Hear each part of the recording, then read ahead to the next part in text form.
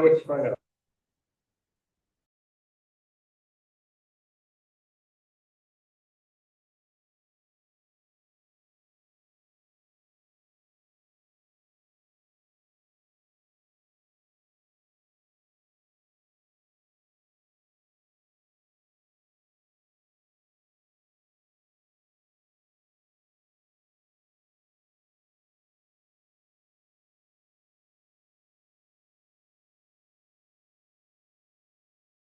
Better at this than Dad, can you help me? Okay, but no, because I just peeled them off after like 20 minutes. You have mine.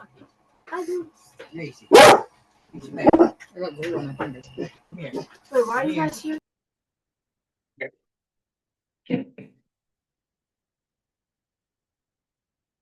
Open the October 15th, 2025 select board meeting at 6 o'clock. Do we have adjustments to the agenda? Just one that, Krista Lowell is presenting the cemetery budget rather than Linda. And I'm going to add, when we get down to select board review, I want to talk about, I have a question. I just want your confirmation on water supply termination at 546 East Elmore Road. And there's a FEMA buyout, and also the 696 North Wolcott Road buyout, possible guardrails or something. Well, I will take, if no one else has anything to add, I'll take a motion and a second to approve the minutes of October 1st of 2025. I'll make the motion. Second.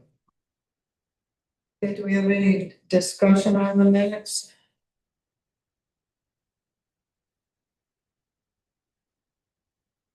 Hearing none then, all those in favor? Opposed? I will abstain.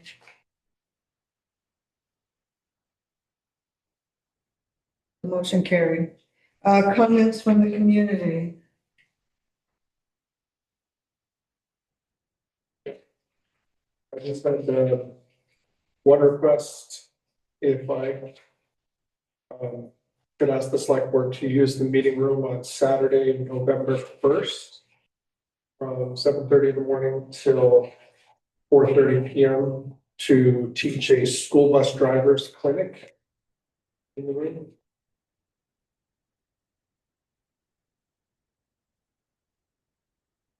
Anyone have a problem? Sounds good. It's not used, make sure you put it on the calendar though. I think Belinda put it up there for me. Correspondence. The sheriff's department wants to let you know that they, on Thursday, October 30th, they're going to be holding their sheriff communications advisory board. Agenda items include the upcoming budget discussion and approval, future governance structure of the advisory board, and operational technical updates. It's at 6 o'clock at the sheriff's office. So if anyone would like to go. Thursday, October 30th at 6 p.m. Did you need the RSVP? Yeah. Does anyone want to go? Do you want me to RSVP? To Kara. Kara Gates. To Kara Gates. The RSP to Kara. I will probably go too.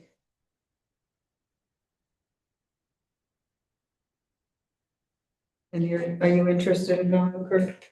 Kurt's interested. And I will pass around the patrol report for September.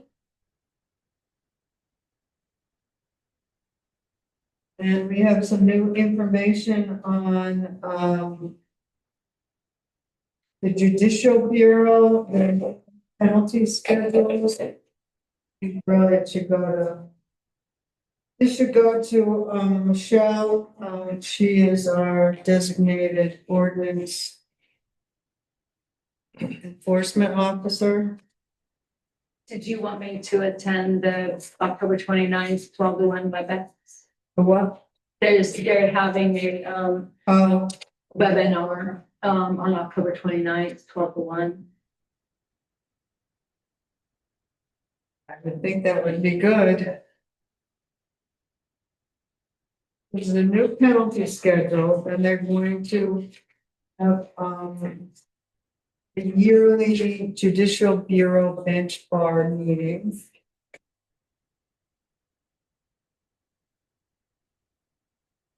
They don't really talk about what they're gonna talk about. Like the rates or something? They said to forward any questions you have, topics you want to talk about. Anyway, I'll leave this with you. Does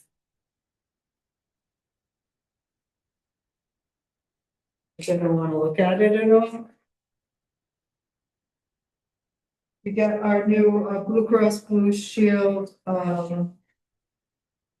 plan for 2026. This, Blue Cross Blue Shield is on a yearly calendar, not a fiscal like our budget. Michelle has done up some tentative figures.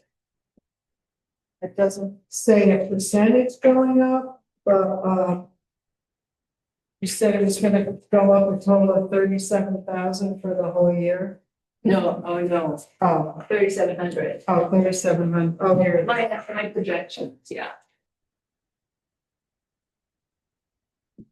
About 37, 32 increase for the year that will be built into our budget.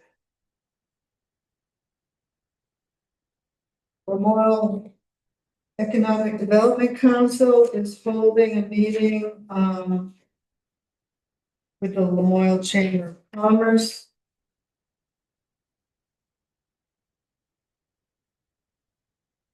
To discuss critical business matters expected in the 2026 legislative session.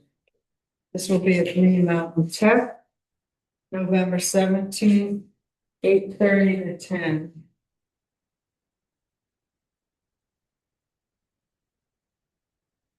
It doesn't say that you have to RSVP.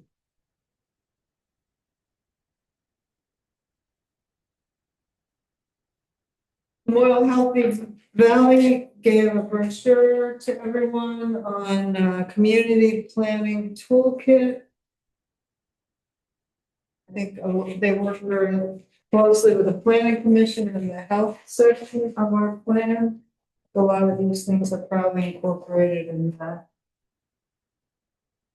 And annually, the Vermont Leagues of Cities and Towns puts out a Vermont Municipal Compensation and Benefits Report from towns that submit.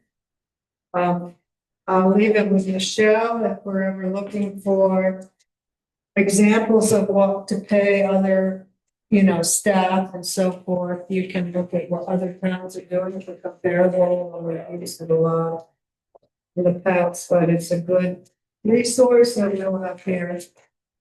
Anyone? Okay. Library Board of Trustees appointment.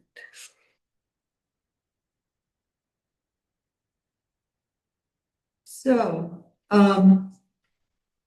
did we get a resignation? That I don't know. Did we post it for 10 days that there was a vacancy? I have no idea, I'm sorry. Okay, so then I think is Belinda not going to be here? Is she? I thought I saw her leave after I thought. She's the one I watched her walk out. Sure, Mom was are we on time? Are we like on schedule? Sure, Mom was supposed to zoom in or. We're early, we're early. 5 minutes. So why don't we just table that to a later time in the schedule?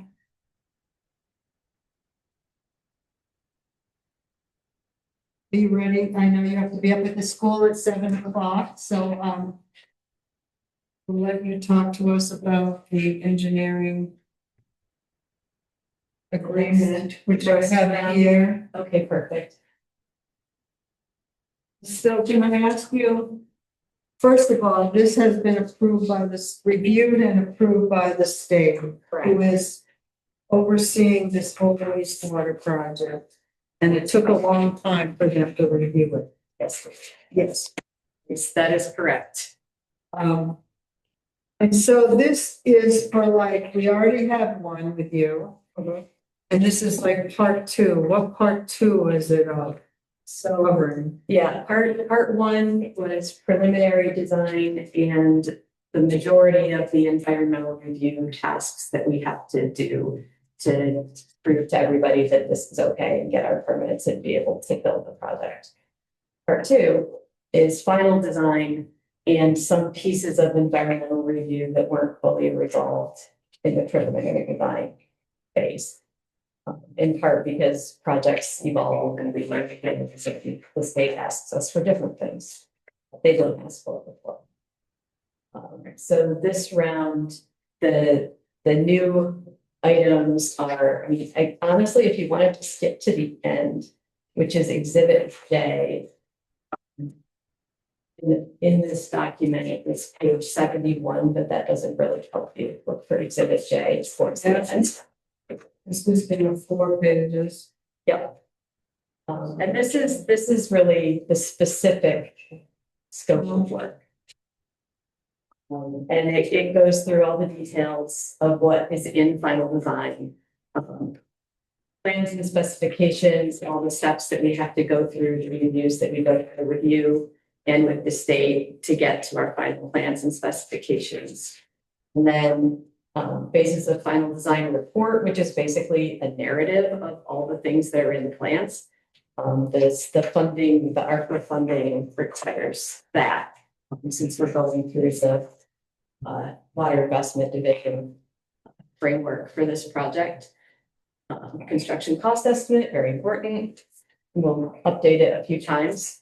And then project development meetings, permit applications, submittals. Some of the more detailed things are really the updates to the hydrogeologic. This is task 6 on page 3 of the specific scope. Hydrogeologic evaluations for indirect discharge and hazardous materials. So this is the deep soil borings that have just gotten done up at the elementary school to make sure we know what's going on. And reporting after it, as well as some additional investigation about making sure that the school's profile will be safe for this proposed indirect discharge. Then the other big part of this is soil management plan. So this is because the whole village area is urban soil as far as DEC is concerned. We have to do a little extra sampling up front to make sure that if we have to get rid of soil, we know what's given, so we know whether or not it has to be landfilled or if we can put it somewhere else. And more archaeology, because that is the gift that just keeps on giving. Those are the really big things. And coordinator services will keep coming to meetings and letting you know what's going on and or both sort of project management and funding management of their new grant applications, that sort of thing. We also tacked on the standard state grant related conditions for the next guidance. So those landed also in this specific scope of work all the way at the end. If you've ever had a state grant, you have seen them. Any questions about the scope itself? So what is the town responsible for, other than paying you? So far, just that. And if we need information, or I mean, all the things that you've already done. Keep doing that. Okay. That's what I was mainly looking for. Yep. Now you know what we're gonna do and what you need to do. Okay. Now, is this, Is this a draft? So this, if we have changes, it can be considered a draft. If we don't have changes, then then the select board can go ahead and sign this. And there are a couple places that you have to sign it, if that's what you decide to do. And then send it to us and we will sign it and then send it to the state and they will set up new buckets for us to get paid from. I noticed that a few places like weren't filled in, that's why I wondered, and a lot of places are highlighted. So I wondered about that. Oh, the gray highlight is a default thing in this template that we're using. It doesn't, if it's blank and it's highlighted, that's okay. Okay. I noticed like living insurance, does that not need to be filled out? I guess if there are one where you're supposed to fill out who's gonna be liable and so just blank.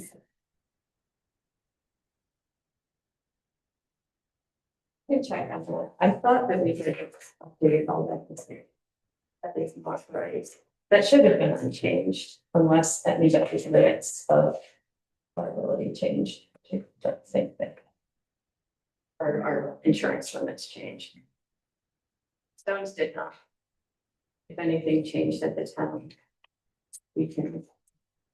So do I fill out everything that, sign everything that if we approve it? There's a signature page. Yeah, the two really important ones are, click right next to. It's at the end of the main agreement, just before exhibit A. If you were in the PDF file, it would be page 22, but that doesn't help you. Page 19, numbered page 19. In the transfer document. Okay. And that part is filled out on the right hand side, again, stupid gray highlights that don't mean too much. Except that our president hasn't signed it yet. And the town hasn't signed it yet. So those blanks are to be filled in by respectively. And what else? The other one is in exhibit C, which is the payment provisions. It's not halfway through. If you were in the PDF, it's page 40, starts on page 46. But it's of course page 1 of exhibit C. Thank you, EJCDC documents. This one, the only part that you have to sign is the CEC certification page, which is a few pages in. There's a space for Peter to sign it and a space for the town to sign it. An agency has already conferred, and because they have already conferred, they don't actually sign this form.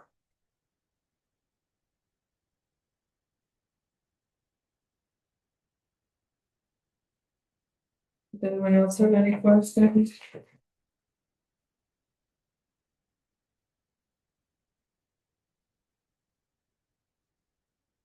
Like this notice of acceptability of work.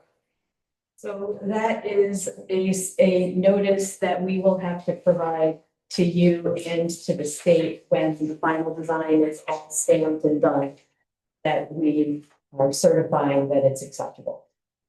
But it's not some, well, it's something we will use during this contract, but only at the very end, and we aren't ready to fill it out yet.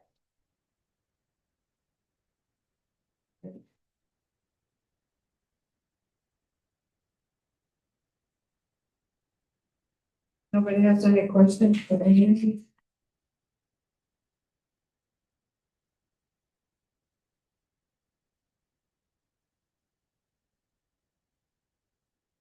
Do we have a motion to, is that what you're looking for, a motion to accept the engineering? Scope of engineering, Engineering services agreement for the final design. the wastewater.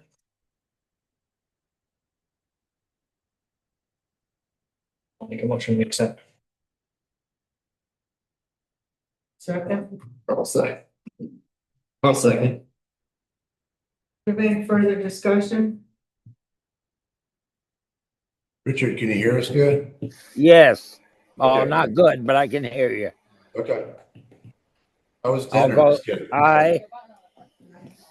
All those in favor, aye? Aye. Opposed? So carried. Are you wishing to take this with you?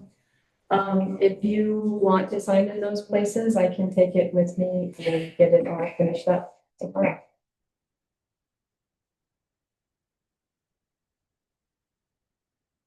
Okay, we have, no, we don't have Sherman on yet.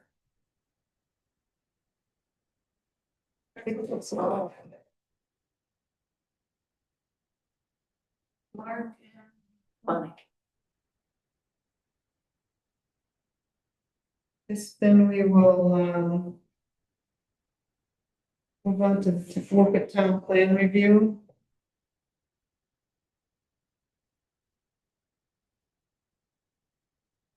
Art. Hello, hello.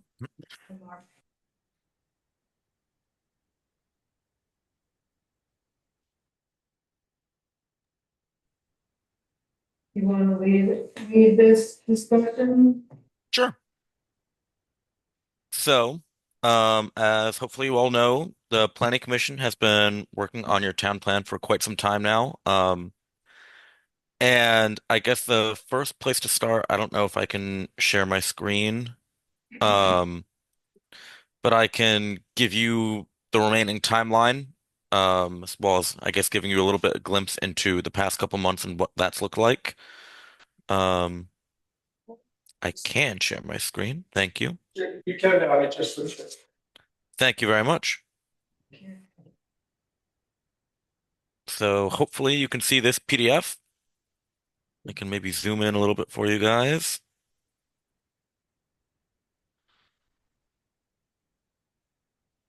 So this particular table goes all the way back to May. Not super important that for you guys. Um, but we are May of last year. We have here, we're in October 2025.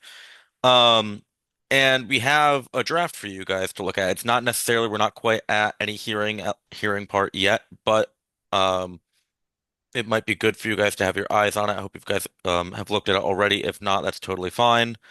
Um, from here, the November Planning Commission meeting will take any comments or notes that you guys had this evening or, in the next couple weeks or so, and they'll discuss it, take note of it.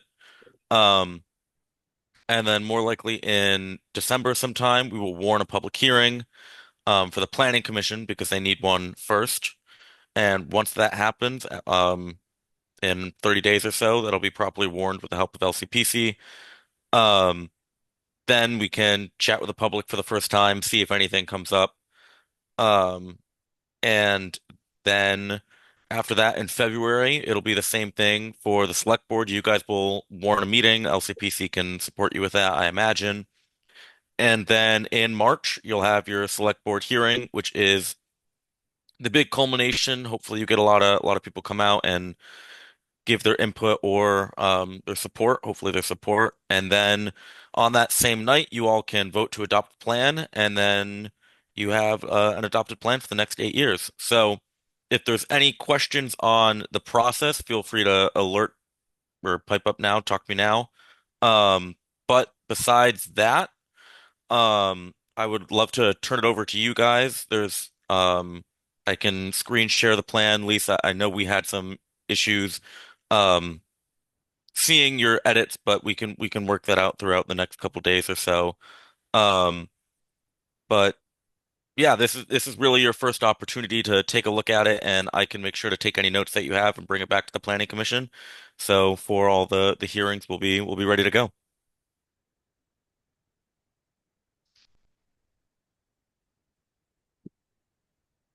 So do we have comments? Monica, that's a question. Monica? So that timeline with February and March, that's a really busy time of year for the town and the select board. Is that like a solid Is it required that it's then? So I can check for you right now. The only thing that would be influential there is when your current plan is set to expire. And I know typically it's pretty close. We typically adopt it pretty close to when it's expired. Um, so my gut, I'm looking at your plan right now. I'm not seeing it immediately. Um, Strange. Usually it's on the front page. So I unfortunately I don't know immediately. I think you might be able to have a couple more months of leeway if it lapses in April or later in the year or so. But obviously if the current plan expires in March, then you really want to make sure that you have a plan at all times adopted. So thank you for bringing that up. That is definitely a good point. I know you guys are real busy leading up to March, so I can see if there's any leeway. If not, um, I'm glad that we brought this up now so we can prepare as best we can.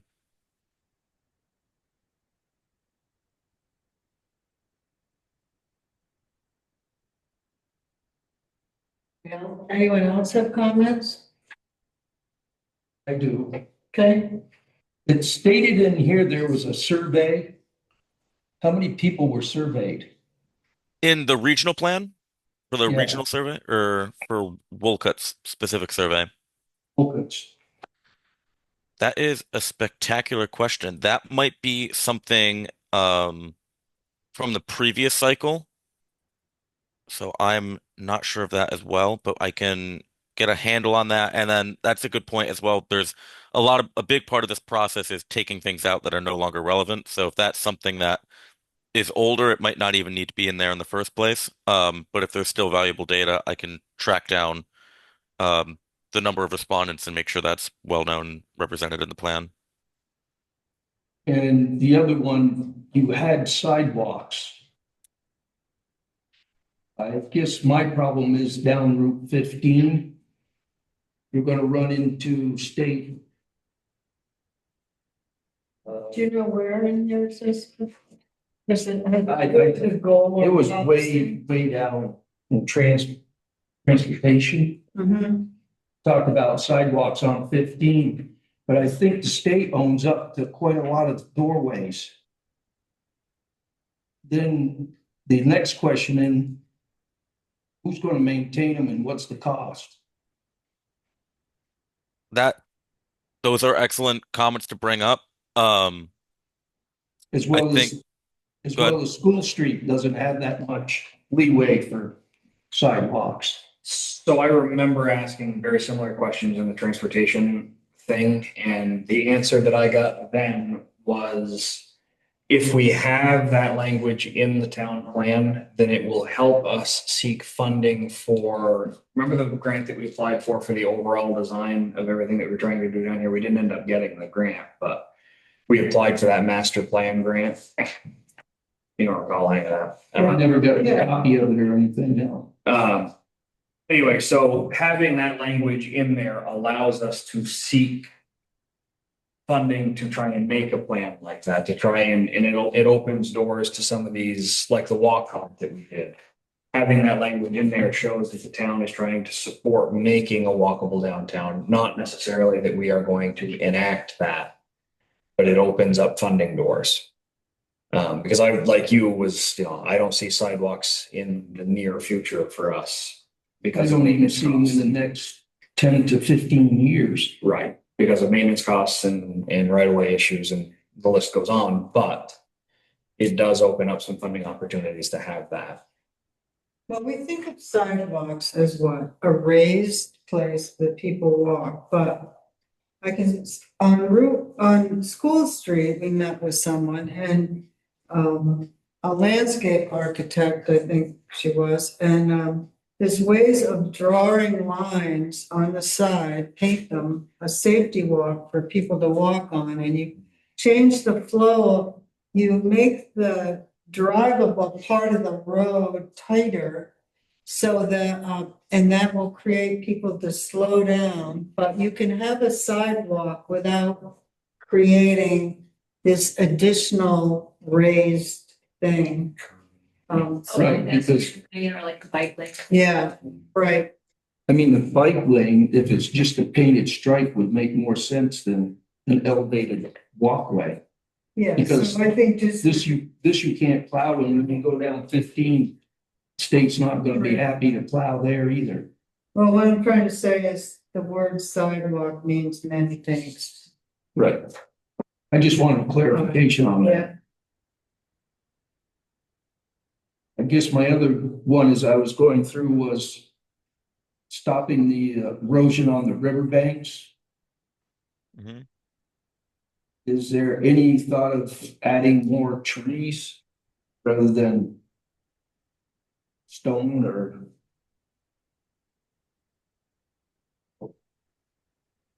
That, see, my initial response to that is certainly something that can be added to the plan if that's something you'd like to see. If the current language doesn't include that, then I can make note of that and present it. Because it doesn't say anything. All right, so But we're talking about private property, so you would just have to put in there something like encourage landowners to, plant along the riverbanks for something like that. sure, that can be something in the goals, policies, and recommendations section potentially. You can see that fitting in well there. And I guess the other one was a solar array on the landfill. Hmm. Doesn't really make sense to me. I We mean, already this- have a study that has been approved and a design to do that. It just doesn't make sense because it's a constant settling and shifting. Well, engineers, they did a whole study, we have a study on that that's been approved. To me, it just doesn't make sense. You got something that's safe and sound now. Why would you go and mess with it? Well, my question was, it says that promote the solar array on the landfill, but I read in another section that our transmission grids are don't have any room anymore. Does that have anything to do with the solar? I mean, is that a contradiction? It would impact, well, I don't mean to, yes, it would impact. Well, that was my question. We would need HED to upgrade lines. And as far as the solar on the landfill, that was another thing where leaving the language opened up funding doors. I mean, the thing now has been secured for so many years and passed the state requirements. I hate to see it messed with, and now we got a leak and we got to contend with that problem. Yeah, it would all have to pass state engineering and everything anyway to make it work. But that is one of the places the state recommends that you put solar arrays on closed landfills. And that's why we did a study. Well, differences of opinion, I guess. I mean, I could see other vacant areas that would make more sense than, Old farm fields that are floodplain. yeah. I mean, another one is this over here from what used to be Claude Lacosse's property. That's all ledge. No one's going to use it. You could definitely put a solar array. It would be right next to a transmission line. Rather than having. But anyway, we're getting off point here. We got other people waiting. Did you have other comments? No, that's basically it. Thanks. No. I thought you wrote it, so. I didn't write it, but I said your meetings. I had a couple of comments. The priority actions for 26 to 33, you have relocate the fire station out of the floodplain. Can you include town garage in that too? Certainly. And it's up to the board, but I'd like to see a study of Vermont Route 15 and North Wolcott Road intersection. Could you repeat that for me for a second? Study Vermont Route 15 and North Wolcott Road intersection. It's not a very safe intersection. Perfect. Thank you.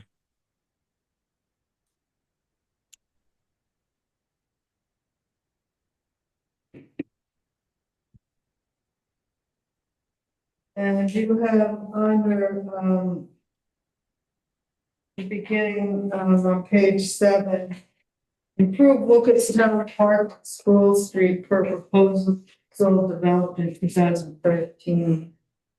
My comment is that Wolcott Town Park is pretty saturated and pretty out of space right now to do much more, is my opinion.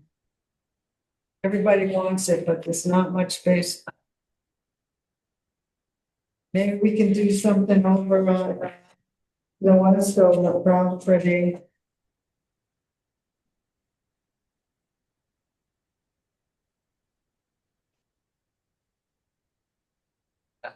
The other one I was thinking of, I haven't got there yet, is under the historical section, Mm-hmm. you mentioned, not you, but it's mentioned that like historical sites, the Dean House. Not everybody knows who the Dean House is, and people, you know, we have a whole new generation of people that are here now. Could maybe we use E9 numbers instead? So people know where these places are. I mean, I just barely know, only because I'm interested in history, but. Us? You got me curious. There is a map, there is a map, but I still think that, you know, you got the Woods House. Former Wolcott School. Former North Wolcott Methodist Church, do you know where that is? You do, you lived here. 43 years plus. Former North Wolcott Methodist Church. Homer Middle. I mean, it's a lot of people Across the road, don't know that's that White House. where these places are anymore. Or you could leave the name and have the, so you have Ryder House dash School Street. Maybe we could put what the number on School Street is. Otherwise, it's gonna be meaningless and lost, I think, over generations. Yep, I agree. You had under, this is in the history section too, explore the possibility to restructure tenants and use of the old town hall and the old town clerk's office. What does that mean? And that is a recommendation for implementation. So.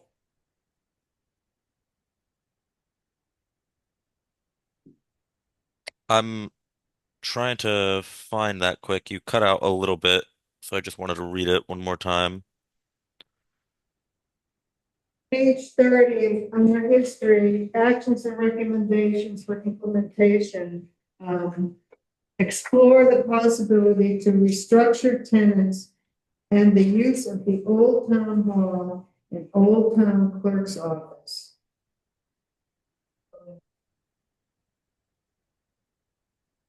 Interesting. I'm not, excuse me, I'm honestly not sure, but that's something worth clarifying or deleting if no one knows what it means. What discussion that was? My memory said that was what, page 39? 30, I think. 30. My memory was we were discussing pretty much what the Wolcott Arts Collaborative has started by having events and things in the town hall and just trying to better utilize that space, I think is how that started. Maybe get rid of the word old. Historic. I don't know what we can do with the old town clerk's office because it's owned privately. Oh, that's the one on 15. Yeah. Anyway, if you could look into that, I don't know what the heck it means. Yep. Page 36 under transportation again, if you could add to the goals of policy, something about adding the North Wolcott Road and Route 15 intersection. Yep.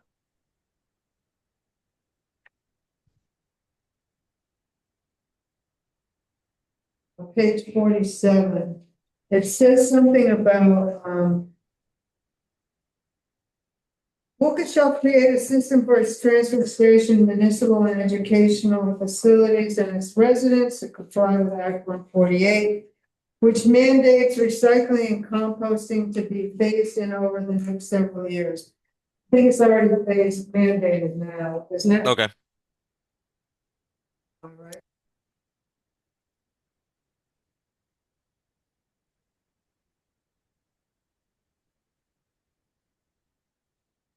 Those are the ones that I can remember.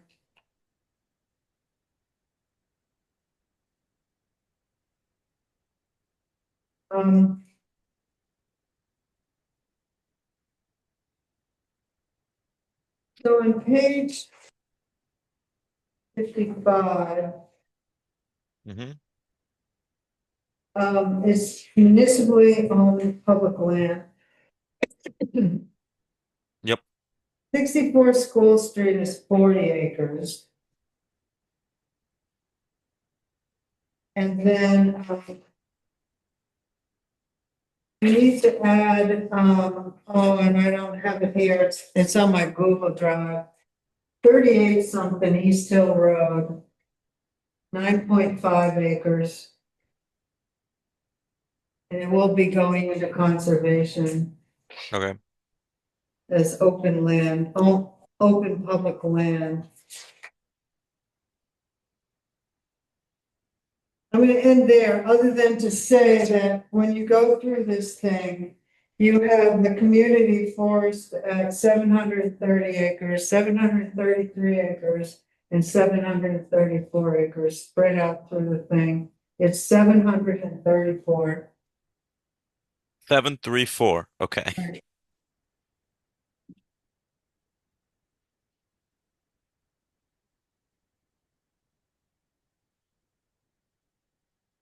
I had a couple other questions, but we can work them out later.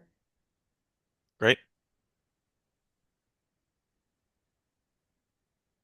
So the next step is, The next step will be that this information will be brought to the planning commission, which will use it as they see most appropriate. And then from there, they will have a hearing, they'll warn a hearing. And then once that hearing is all set, you guys will have a warrant hearing. And then at that warrant hearing, assuming all goes smoothly, you will adopt the plan in March. okay. So we have more time to look at it. What was that? We have more time to look at it. Correct. Correct. Great. Well, thank you for your work on this. Of course, thank you all for your time and for your feedback. Anyone else? Last chance. Public, have any comments? Okay.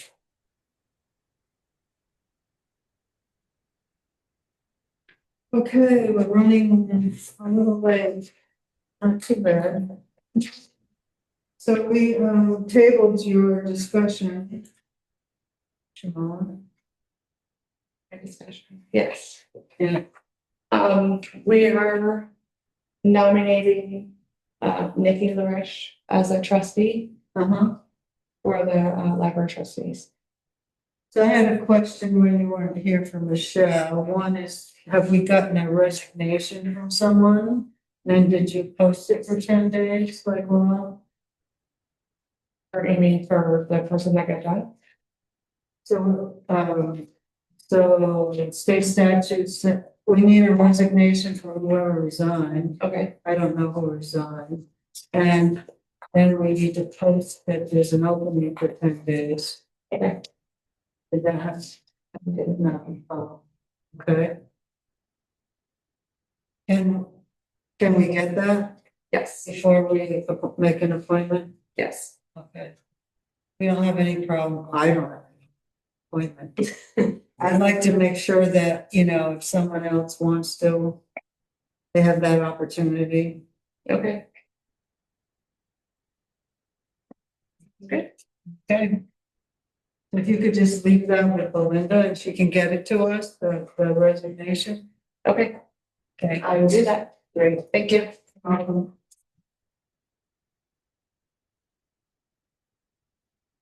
I'd say congratulations, but we're not quite there.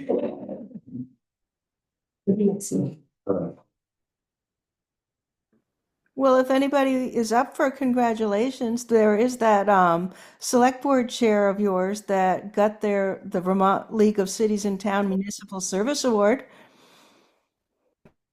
Congratulations. I'll deserve it.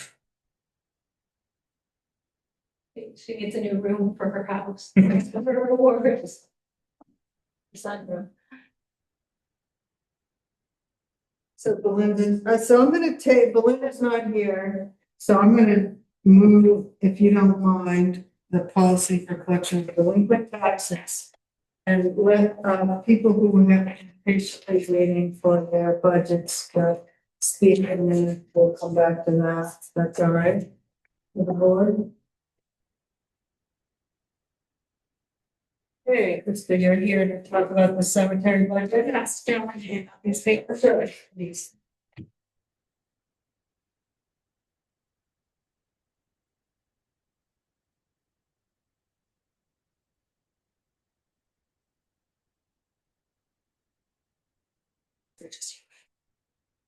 Sometimes one puts one on.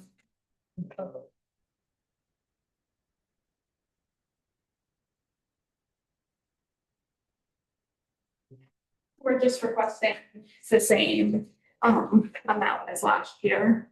And then we're meeting at the end of November and we'll be naming a replacement for. And you'll be naming our replacement for premiums. Yeah. So you know the same drill then? Well, we don't need a resignation, but when there's a vacancy, we need to post it in the town office for 10 days. Correct. Just, that's what the law says, just in case someone sees it, even though you might find someone. Okay. How is cemetery going? Anything new that you want to report on that's been going on? Or? I mean, we worked on putting up on the Town Hill Cemetery, we put in a couple stones this year for a couple that were broken and unrepairable. And we've been working on testing out products for cleaning stones and then doing some like brush cleanup and stuff. There's a couple of trees at Fairmount that we want to get taken down. So, Hopefully, lots of stuff. What do you mean by testing, cleaning? Down to watch some like different hospitals, and then he visited some cemetery thing in New Hampshire, and there's this chemical that you can put, you spray on the stone, and then you leave it in the rain, and just over time it kind of cleans the stone. And then Jim Holden went up with us one day with one of the fire trucks, and we tested out like kind of, you're not supposed to pressure wash the stones, but we used like one day with less pressure to try to see if we can get some like moss and stuff off, and tested that out, but it like didn't really work. Yeah. Talk to John Clay too about what he does. Yeah. Oh, very good enough. Yeah. Right, and we've been working like Bradley, they used a drone and plotted out pictures. We started with the Davenport up on Town Hill, and we're working on like matching up with the records and stuff and plotting out all the different cemeteries. Because we don't like Taylor's really the only one we really have a good, like a big map of, and the other cemeteries are just open up where we don't really have a good map anymore. I did find a huge thing of cemetery stuff in the basement. But at some point, I need to sit down with Bradley and start going through it, stuff that my grandfather had. So there was some maps and stuff of Fairmont in there that they had drawn up. Be interesting, you know, Whose basement was this? mine from Harvey. So we'll go through that stuff.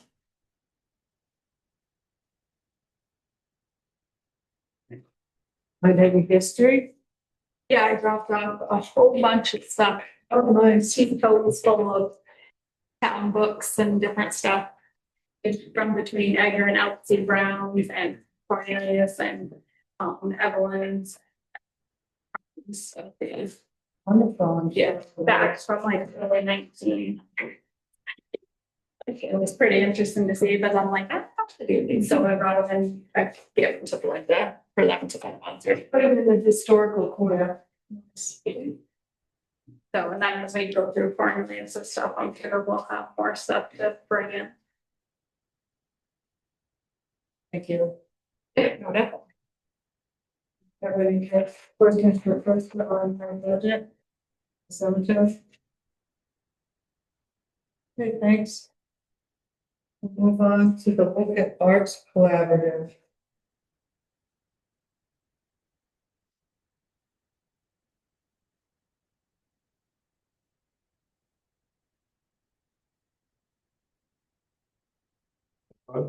Jim Ryan.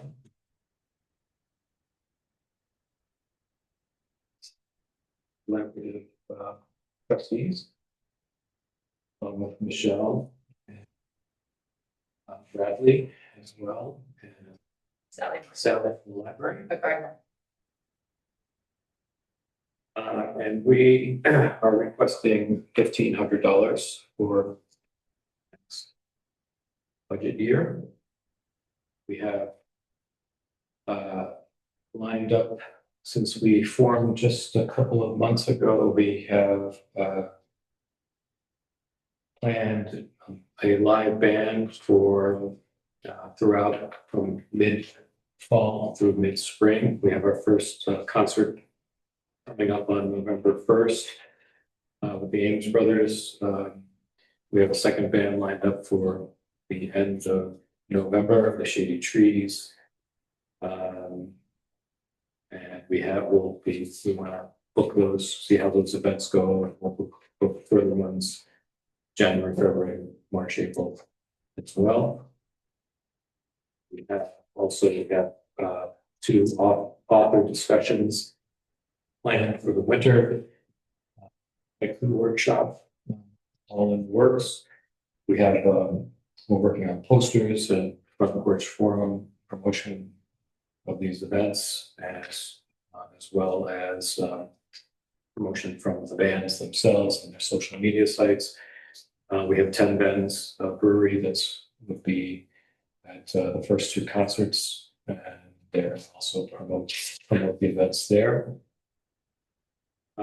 We would like the goals of the Wolcott Arts Collaborative are to make these events affordable for all. And we're going to have a sliding scale door charge or door donation. And we have the library trustees that have also made a donation to the Wolcott Arts Collaborative that we'll be using for both library related programming and as well as live music and arts. And we have, based on the numbers that we've come up with each band has a different price, different amount of band members, for example. Rough costs of how much the bands charge, how much we would take in at the door. These are all estimates. We can get 100 people into the building, but we don't know if we're going to have 50 people or 75 people or 100 people, so we have to estimate. I think we'll be on the higher end of the attendance because these bands have good followings locally. The library programming are new events. We're not sure how those will go, but we're trying to already offer a wide variety of different programs. And with that, I don't want to get too in the weeds on the different examples, but we'd be glad to answer any any questions? What might have was. Just like to summarize one point of it, it's that we're calling it the Winter Saturday Series. So we're trying to do at least one event a week, or maybe 3 events a month, a literary and arts and band. However that works out. And we'll be using this area probably for the literary and then the town hall for the band. And maybe this area for the arts right now.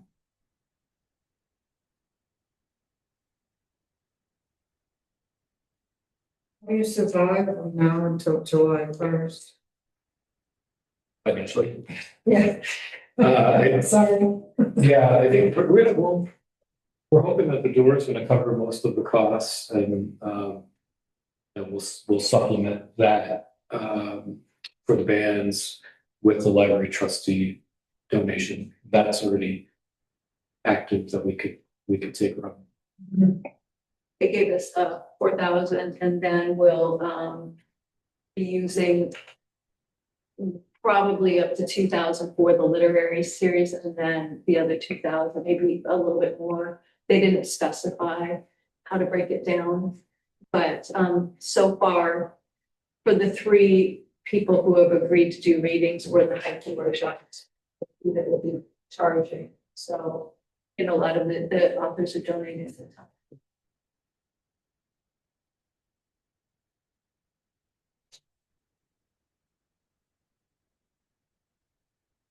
So you're asking for 1,500 next year.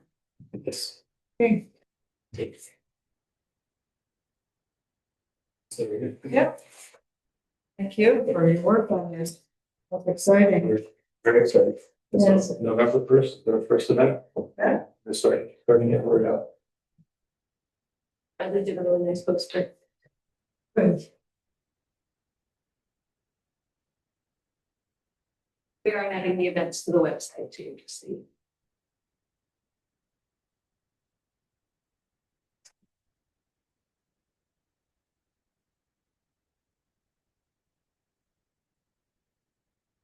Okay.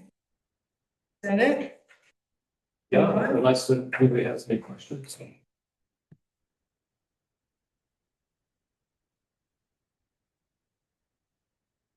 The Athletic Association. Does anyone have the ID? Yeah. Yeah. It's fairly similar to last year. I just based it off of the same amount. We do have some in our athletic fund right now in the checking account. That I can balance up and make some shortcomings up with. Are you asking for, you were getting 1,000 this year, you asking for 2,000 next year? So it's been 2,000 for the last couple of years, everything that was based off of. And then added to reduce it this year from the budgets, so we had to make that difference up out of our account, which pretty much meant out of my pocket. So I'm, 2,000 without raising sign up fees. 2,000 is the number that works, so that's what I'm requesting. Yeah, it has been 2,000, but did ask him based on the fact that he was getting all new equipment on FEMA. If he could lower it for a year, but if you can look at the other years, that's what it was. Did you put that over on the big screen? Oh, you can't. Okay. Yeah, maybe there's. He's getting it got giant, so. There we go. Helps them out there. Three sheets of paper, I don't know which one. I know, he gave me one, don't worry about it. I had extra copies. Yeah, no, that's good. I don't know if that helps other folks.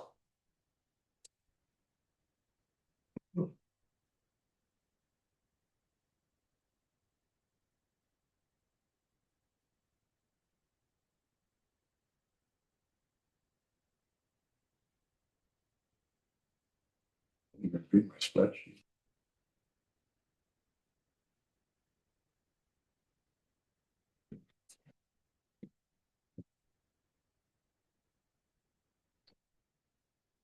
Does the board have questions for Flint?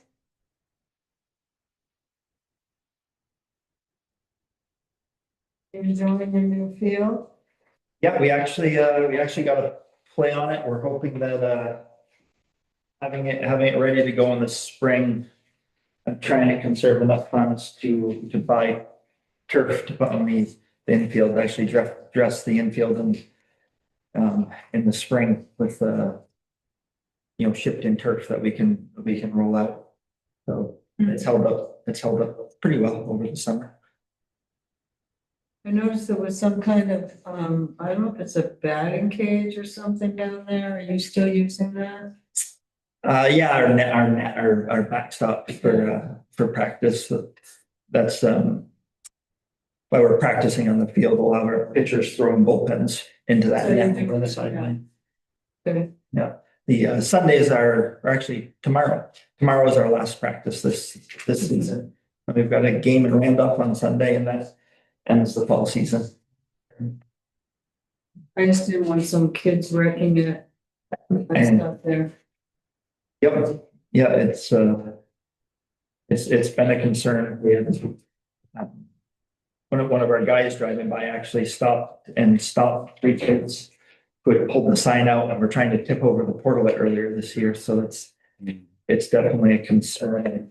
I think I've got a collection of bigger rocks in my house. I think I'm going to bring down in the springtime to block off access into the field for vehicles even a little bit better than it is now. To be just still afraid that you can get a four-wheeler in there. I'm so afraid that somebody's gonna make their way out there and try to have some fun. On another note, Flint, are you, is the 45 still there? Are you gonna call and have it removed? It is still there. Yeah, I can call. I'll call tomorrow actually, and get it removed. Again, too. Yeah. Either way, I've got them on speed dial. We call them and everything, so we're good.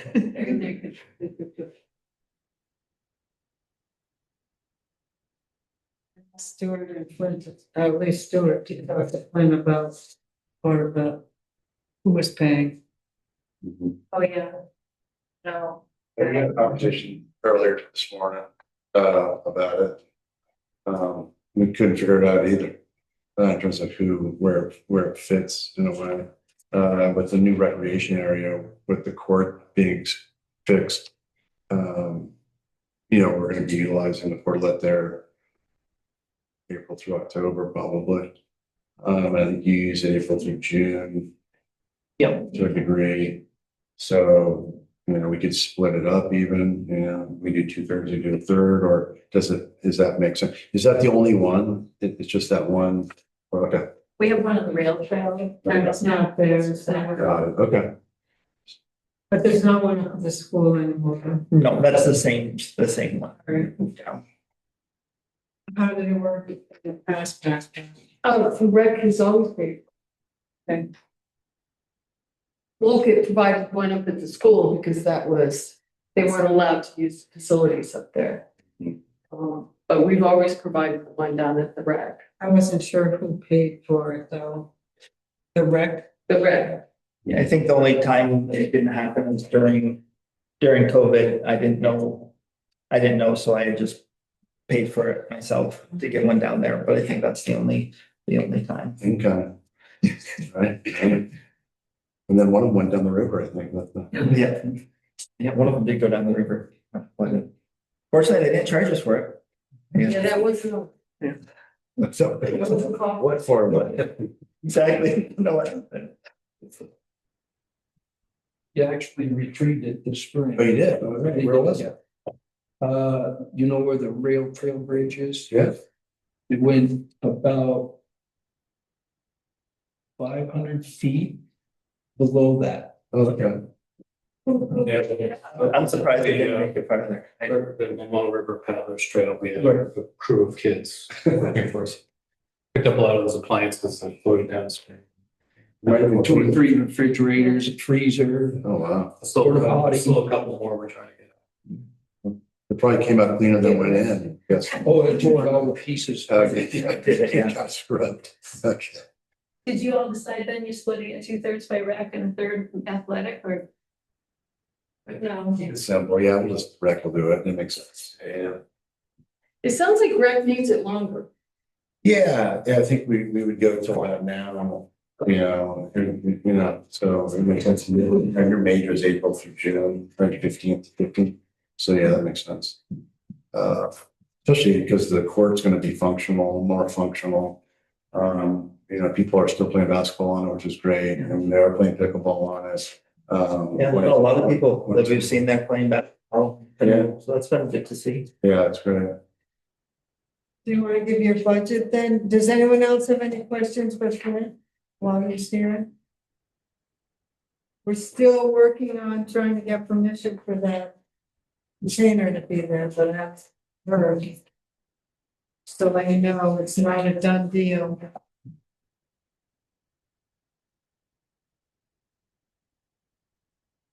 Okay.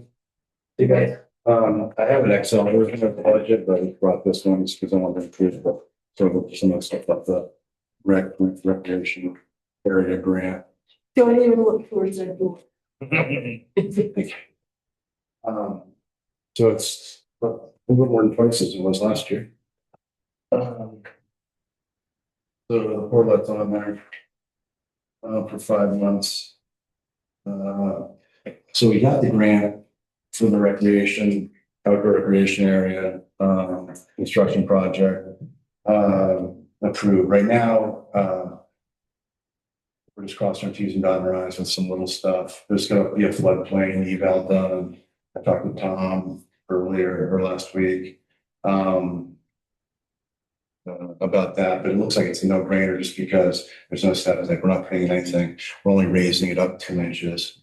So there's gonna be nothing there that's gonna hold us back, and the state, the forest and land folks, LWCF, didn't think there was gonna be an issue with it. So that's good.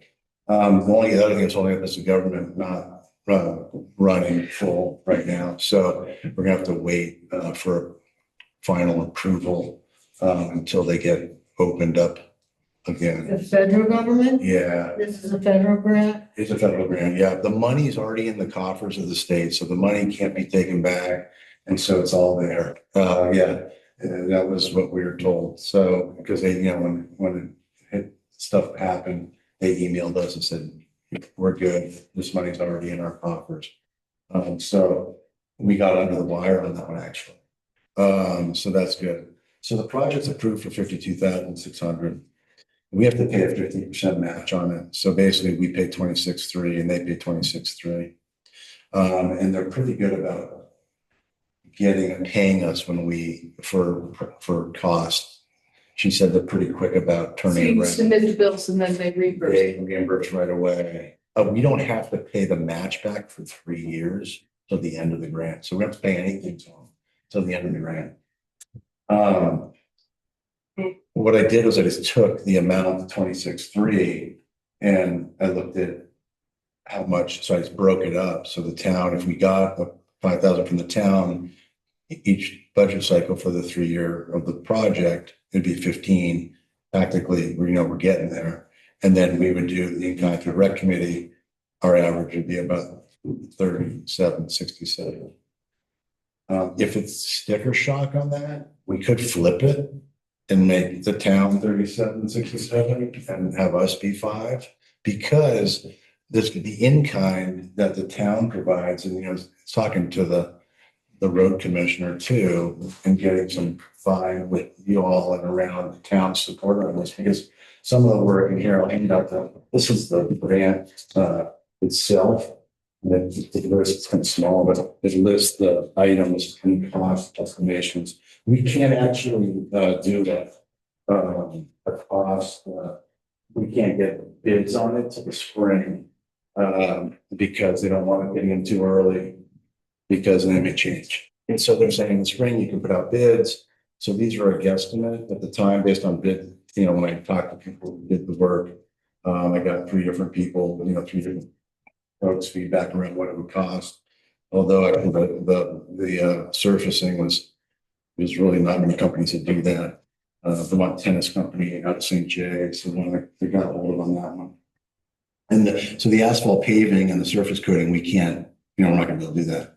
But the excavation and asphalt prep work, the 6,500, the first item, we're going 16 feet by 78 feet. So we're expanding each, actually north-south end is 8 feet by 78 feet. So it's a strip on each front and back. And that was on two construction companies gave us that one. But if the town could help with that, because it's just getting down the grade for the adding asphalt to level out to the asphalt that's already there. That would be, if let's say it's 6,500, that's already another dent in the in-kind. Again, it's based on their ability to do the work for us, or to find, for the rec committee to find somebody who's willing to do in-kind for that kind of. My brother-in-law is going to excavate. No, yeah, Flint and I are brother-in-laws. But it's exciting. That's kind of coincidental. You work on the field, work on the next door. We got the. I mean, it's kind of exciting because that area is going to be, it's not going to be. It's going to be what it is into perpetuity. What do you call that? Perpetuity. Yeah, perpetuity. So that's exciting. It is on a floodplain. The court is actually not right in the floodplain, surprisingly, but right next to it on some maps. So that's coming up 2 inches off of the current balance. The lighting, we have 4 lights in here. It looks like we're looking at 2 maybe on the east and west ends of it instead of 4, just to reduce light pollution. And also, I think that's all we need. Again, digging the trench from the telephone pole, which is right there, to the lights and hooking that up could be something that the town could help with. And that would be another in-kind that would not, and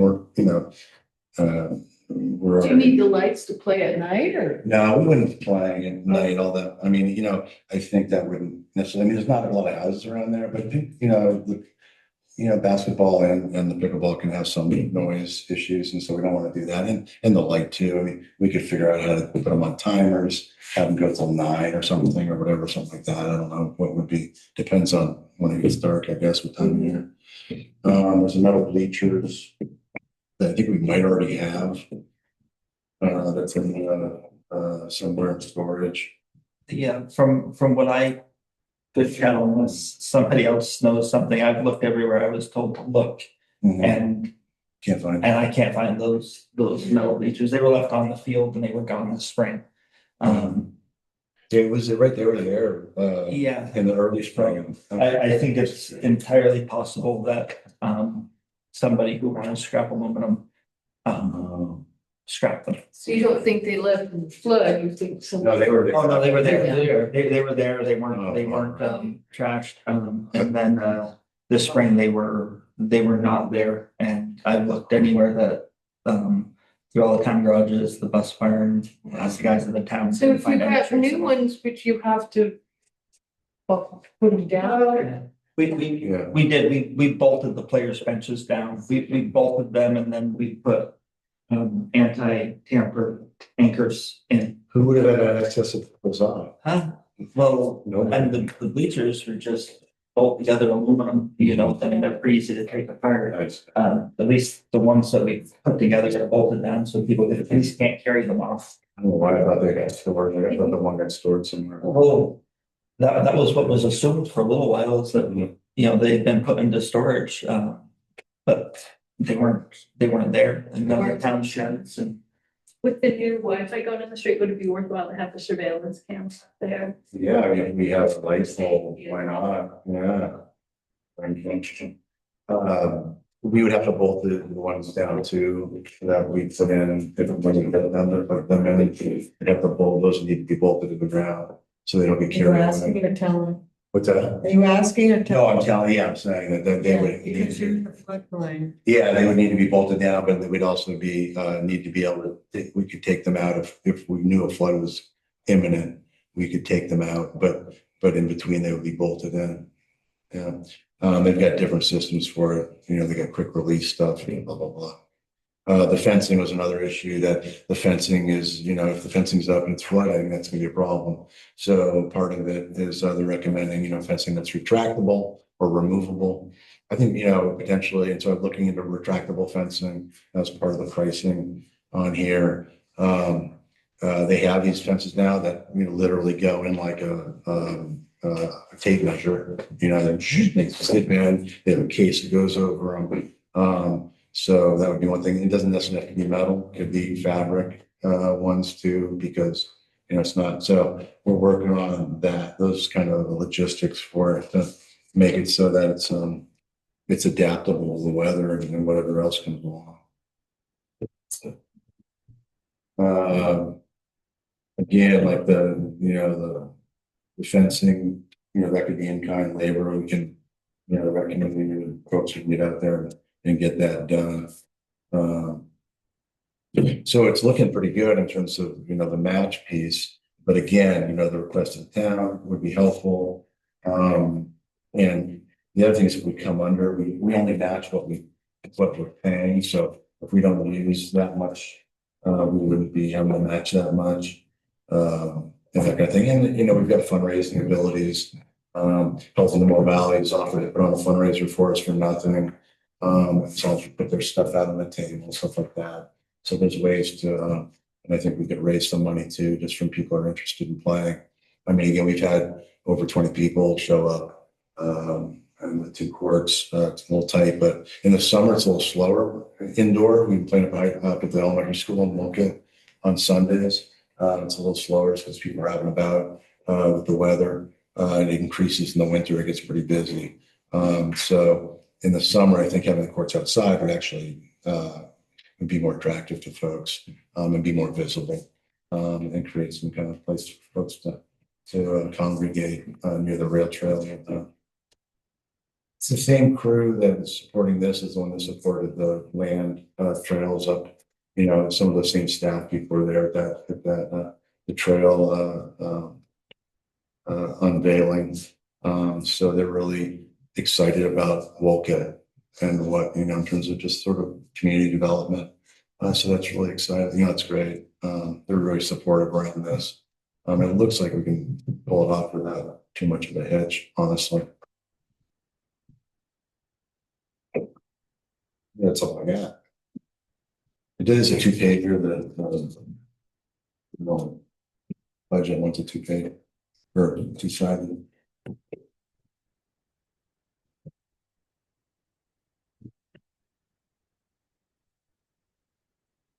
So we won't have to come up with any money to pay them. They just will only pay us what they owe us.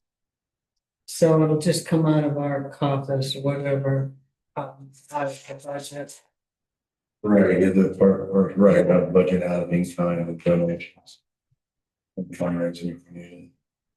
Maybe we do the 3rd year and we're short, we could do a fundraiser. Doable. It's not gonna get any more than this, that's for sure. I have a question. Somebody asked me about frisbee golf. If this place could be used for frisbee golf, and you know, sometimes they have tournaments, they pay to use facilities and stuff. Is that something that could happen in the future? Yeah, absolutely. We've talked about frisbee golf. I mean, there's the area up on the Wolcott Road, which is okay. Frisbee golf takes a lot of space. And so, but, you know, I've seen them, like, they go through the woods, they, you know, they can be pretty rural in terms of terrain.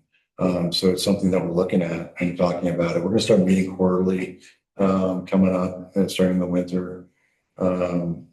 Just because, we've met, like, you know, we meet probably every 5-6 months. We've been meeting. What I do is they at pickleball, we'll meet after we play.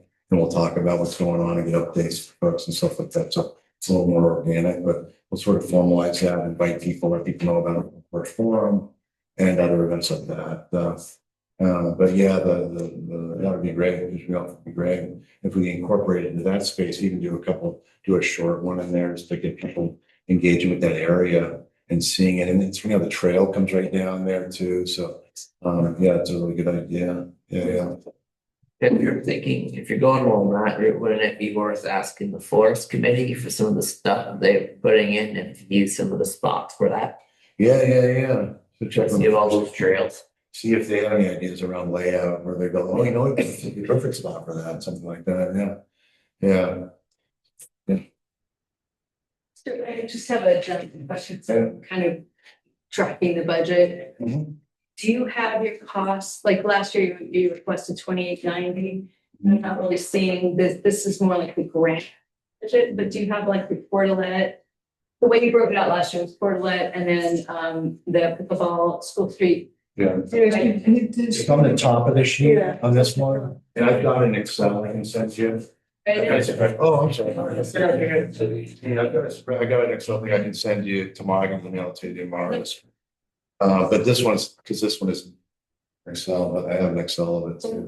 You had $500 grant, you haven't really used a lot. Yeah, we need indoor lines again, so we're gonna order a bunch of indoor lines. And so, we've got what it's all, this spring, so I will try to, how much is it? There's 5 on that, and there's still some left in the budget. There it is. I'll check in with you about it. We'll brainstorm. I just didn't know if you had any plans for that. Yeah, and if we don't, it goes back in the coffers, which is perfectly fine. Okay. I mean, we're not, it's been sort of, we're sort of picking up speed here. And then after this project's done, we'll see if there's another one, but, yeah. So it's the next couple, it'd be the next 3-year cycle. I'm sort of putting that out there, but we're just that we're looking at that 3-year support if we could get it from the town. Because if we got it for 1 year and then he said no, we'd kind of be stuck with it to a degree.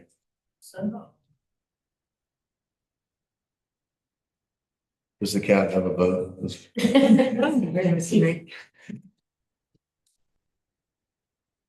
Thank you. Okay, great. Yep. Thanks a lot. We'll move on to the select board and just very this report. Yep. And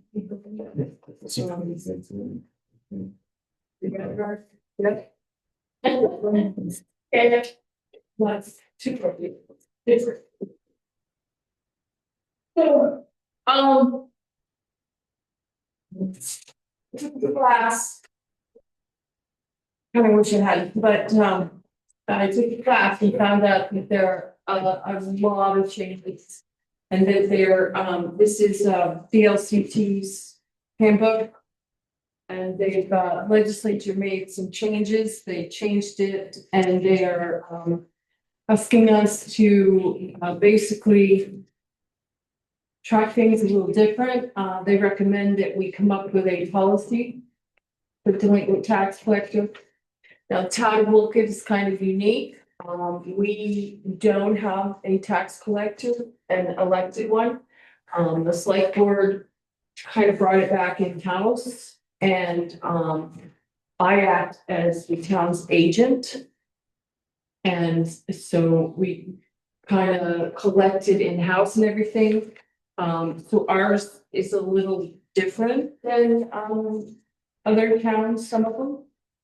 But one of the things they do recommend is we do make a policy. There is different changes now. They say anything over $500.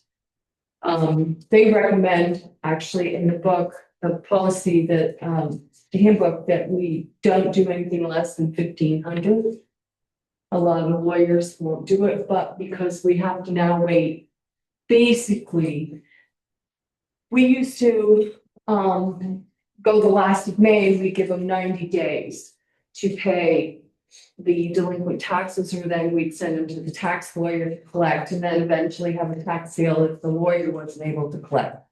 You can't do that anymore. We have to wait until a whole year after the end of May, 2000, whatever year.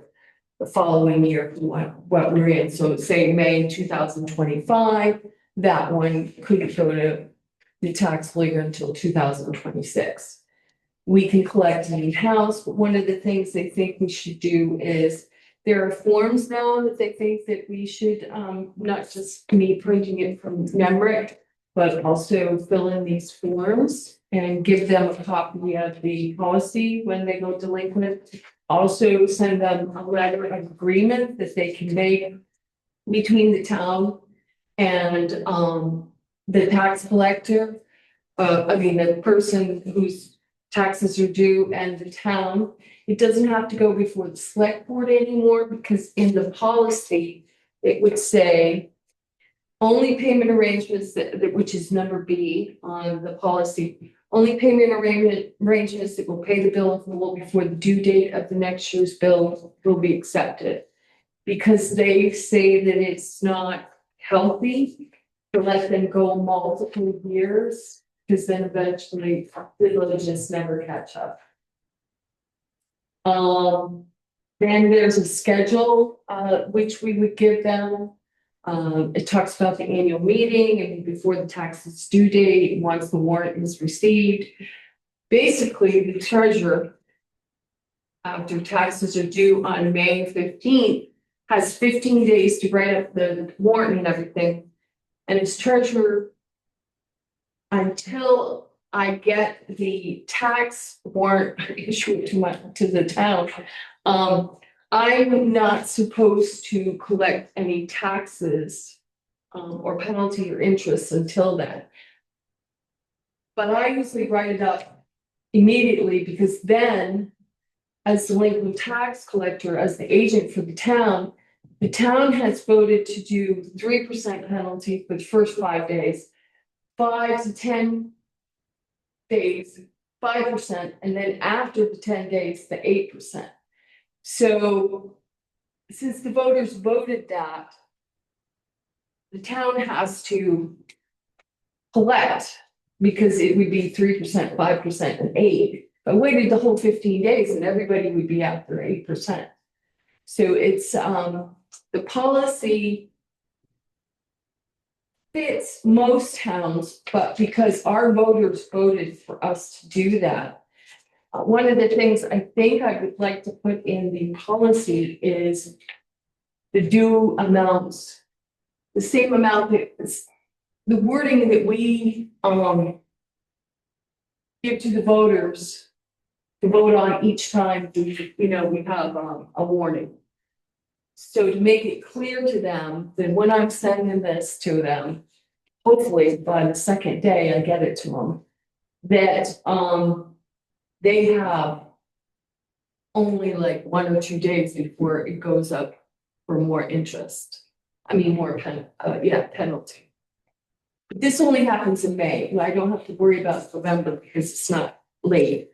But I want to get the select board's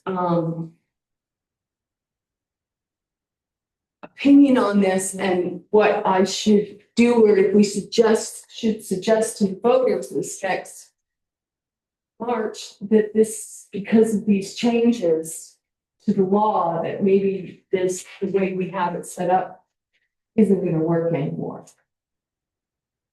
I mean, in terms of giving them time. Yeah. Okay. How are you gonna get a letter of that in 2 days? That's not me. Realistically, you're lucky if now. So I Only mean, to get the Wolcott residents. right. Voters have voted this in, so we would have to maybe amend it from the floor. Or have the select board do different Why warrants. did you have different, it could be a different one? Okay, all right, I'm just, What is it? I mean, are you thinking about it and you'll bring it up at another time? well, I was wondering if we don't collect anything within the first 15 days, I think that's a hindrance to the taxpayers, because if they're a day late and they come in, I'm not supposed to take their money. I want to take. Why? Because you haven't done the warrant? Yes. So what I'm saying is, if I did the warrant within a day, I'm pretty sure I could. Maybe have them in the warning say 2 days to whatever a certain penalty, and then, you know what I'm saying? I don't know what you want to do, in other words. Well, why don't you write something up of what is realistic Okay, and bring it back to us? Okay. I mean, we have plenty of time, so. yes, yeah, and this policy January for the war. just the boilerplate, you know, the one from VLCT. So we can make changes to it. I just kind of put in. And the other thing is they want us to do it on D. Right now, we do interest, penalty, then tax. But they want us to do it, they recommend that we do it proportionately.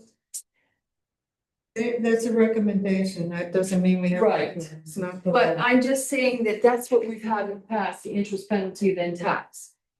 We could continue to do that. That's too That's fine. confusing. I mean, Yes. to figure out that you're gonna sit there and divide I that. know. You know, I think this it's is unrealistic and all I can see is a lot of mistakes. Yeah. Okay, I just. Because your computer is not gonna help you. And I gave you guys this handbook. And I can make you a copy, Kurt, too. You guys want to read it, there's a lot of reading here. I've made notes and everything, but essentially. We have to, they say we have to establish a policy. And then we have to treat each person the same way. And Hopefully we are. yeah.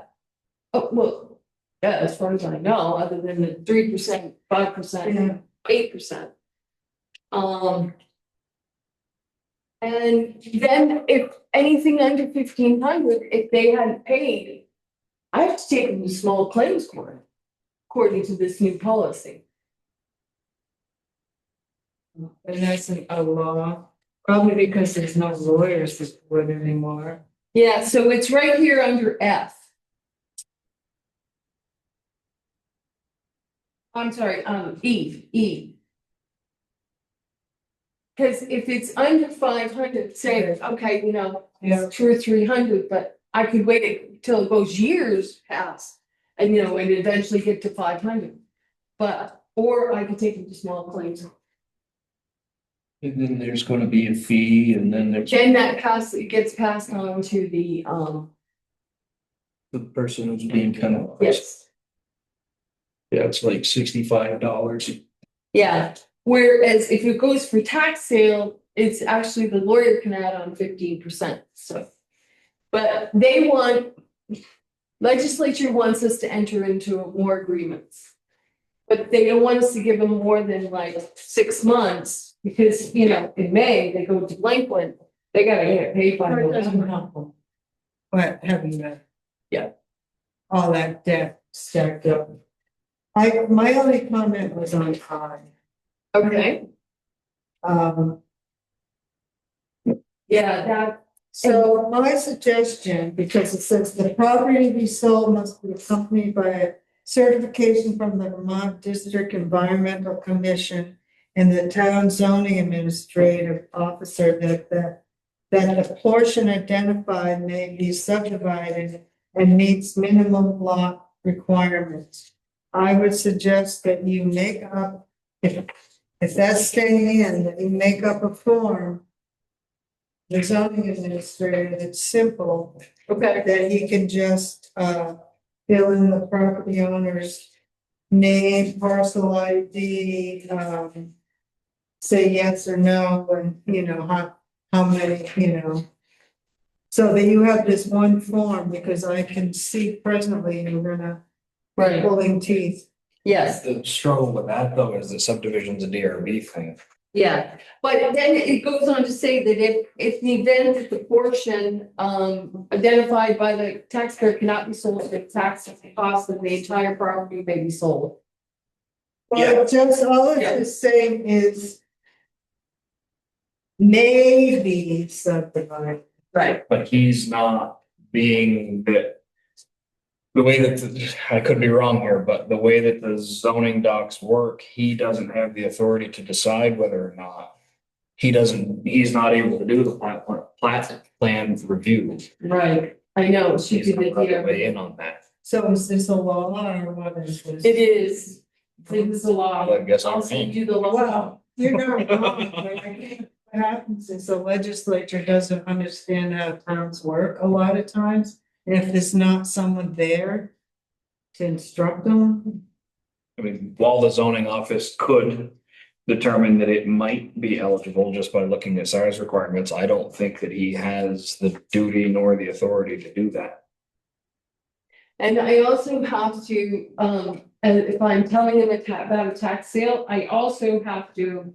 The notice must now include directions to a resource translating the notice into 5 most common non-English languages used in the state. Is there is somewhere in the handbook, does it tell you what the top 5 non-English languages? Yeah. State. I can tell you the top two. Well, French Can and we French go and Spanish. back to this Yeah. thing? I'll send you. So the whole sentence starts with, if a property is being sold for taxes, the owner may request in writing not less than 24 hours prior to the tax sale. And that's why I said 24 hours, that a portion of the property to be sold. Such request. So the taxpayer within 24 hours can request only a portion of the property be sold. And then such request must clearly identify the portion of, so they have to identify what portion is to be sold for the taxes due. And it must contain these 2 certifications. I think this is a messy mess that needs to be worked out. They also say now we don't have to have a lawyer, but I think the town's taking on great liability if we were to do a tax sale ourselves. so I would never do. short answer for me, how long does someone have, how much notice does someone have between being late on their taxes and tax sale? Are we talking a year? So they want us to enter into agreement and they want us to do it, at least offer it at least to them 3 times. So in other words, after the first 3 months, we've offered it to them and they don't respond. For a payment plan. Payment plan, that's what I mean, they make an agreement or whatever. Then we can proceed to send them to the tax lawyer, then they take it over. But they have to put it in the paper a certain number of days, it's more like 40 days. And it's recommended also, we don't even tell the mortgagors until 40 days before, because they could. And here it said it could be a hindrance and then lead to foreclosure for the people and that would make it worse and. Oh my goodness, there's so much. So we're talking 6 months, 6 months between delinquency and Yes. tax sale, Yep. roughly. I thought you said a year. Well, no, before we even, I'm saying. In May this year, say this May 2026. I send them. I don't pay stuff my, I'm I don't pay supposed my to. taxes, what happens? Yeah, I send you this policy and everything, and you're, as a delinquent tax collector, the same as we send them notices every month, I'm saying. You need to do this, you need to do this. Over the next 3 months, I Or- agree, then what? By next year, 2026 May, I will send you to tax sale. Okay, so there's 12 months between Yes. delinquency Yes. and we get the right to sell. Yes, and then after I send them to the tax lawyer, then there is like 40 days before they have to notice it in the paper, they have to do all this stuff before we can even have a tax. So I don't know if it's legal or not, and I'm not sure if our zoning docs require our people to be in good standing as far as taxes in order to apply for a subdivision. But I would say that within that year, they would have ample opportunity to come to the DRB, subdivide off a chunk. The DRB would be able to approve that, and then they can sell that. I think that's how we should handle this. It's like a Hail Mary, you're giving them, saying, you're going up for tax sale, so you go to the town and get a piece of paper saying that property could be subdivided. And so at tax sale, it's up to the lawyer to decide if there's enough value in that possibility of it being subdivided. That kind of portion though, one of the lawyers always did that years ago. Yes. I don't know who it was, but think about it. Someone owes $800. You think he has the money to get a subdivision permit and a plat, a survey? No. And sell off the land? He doesn't, if he has no money to pay the taxes, I don't think he can afford to do a subdivision. just don't see how. I don't agree with making the zoning admin. Either do I. We can take that out and say that it has to come from the environmental court. And What does it say by law? So why don't, instead of we're here all night, can you do some Yes. research? Yep. And look and see if it actually says in the law, or that's a recommendation. Okay. For that part, and then we can come back and, Okay. Yeah. So this isn't a final, this is so we the have first in one. May. Yep. But I'm just saying that we also have to think about for our warning coming up in March. I know we're doing budget process. So So you're gonna, we Yeah. have some wording on what you think would work realistically. yes. Okay, I'll look for that and I'll tell you what page on the ones I sent out and we'll look for it.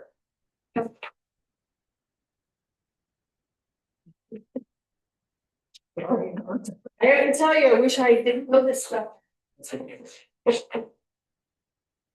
Well, that'll be a continuation. Yes. I'll be back. Okay, Michelle. Several continuated. There was a suggestion to dedicate Cornelius Reed to here. And I said I would bring it up, but I had another dedication in mind.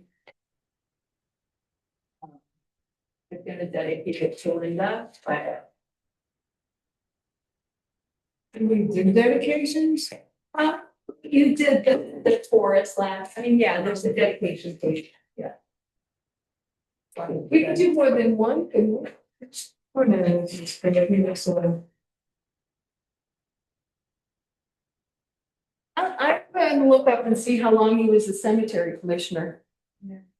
No, it's not. It's Was he he did other stuff? Justice of the peace.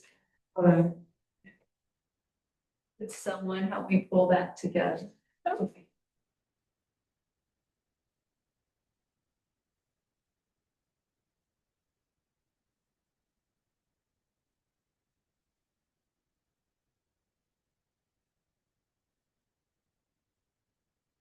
Next. Next year then. Thank you both.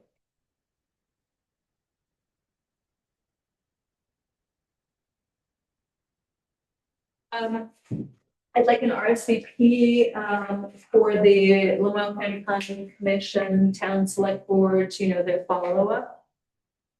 It's going to be held on October 27th at 6 p.m. at the Green Mountain Tech Center, and also pizza choices. Anyone going? You guys went in May, I think. Yeah, I already RSVP'd to Gina. I didn't know we had to pick pizza. Anyone else going? 27th, at what time? 6 p.m. at Green Mountain Tech. Okay. RSVP for you, Kurt. Sure.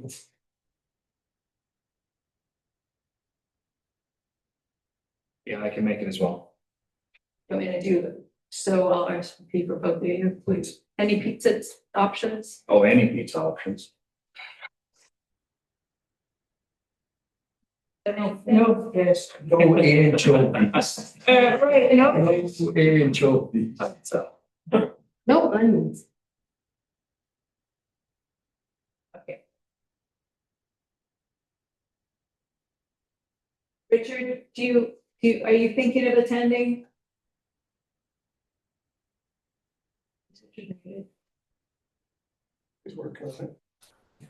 What's that? Did you want to I'm attend? not hearing you very well. Oh, I'm sorry, Richard. Did you want to attend the follow-up that the Lemoore County Planning Commission held a meeting for all the town administrators and the town select board people back in May, I think, and they're doing a second meeting. It's on. Yeah, why not? It's on October 27th at 6 p.m. at the Green Mountain Tech. Okay, All right. I'll put you down Ellen, do you? Yes, no? No idea yet. Okay. If not, I can pick them up if you let me know. Sure. They just ask that y'all don't sit next to each other because this is not a warned meeting. We're not, it's not really a select board meeting, so it's spread out when you get there. If you will.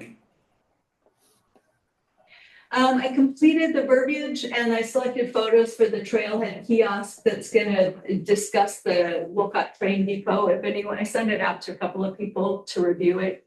If anyone wants to take a peek at it, you're welcome to do so. It had to be 300 words or less.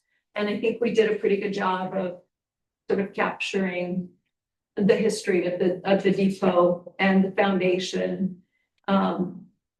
And some pretty cool photos, including the 2 photos of the before the fire and then after it was rebuilt, and then a couple others I selected. But it's there for anyone who wants to read it. I'm going to turn it over to Tori at some point because then Conrad will be working on that, or it's the backside of the kiosk that will be out at the rail trail. And the FEMA 2024 projects. So we've been assigned our 4th project manager for the 24-20 flood. I meet with Joseph Kennedy on Thursday. I'll get him up to speed. However, we were just sent today our hazard mitigation projects to sign, and they're ready to go to give us money. So we have we've got the East Hill Road, sort of Mike Green's culvert, and we applied for just to start with the design money, and they're ready to send us that portion. And then there are projects that we applied for to be completed, several culverts on Marsh Road, a culvert on Town Hill, another culvert. There are 6 culverts in all. And then the resurfacing of Keeler Pond Road, and then completing Flatiron Road, which I already told Dylan to start working on because they want to get that road ready before spring. So that money looks like it's coming through. I have the grant. I don't know the exact amount, but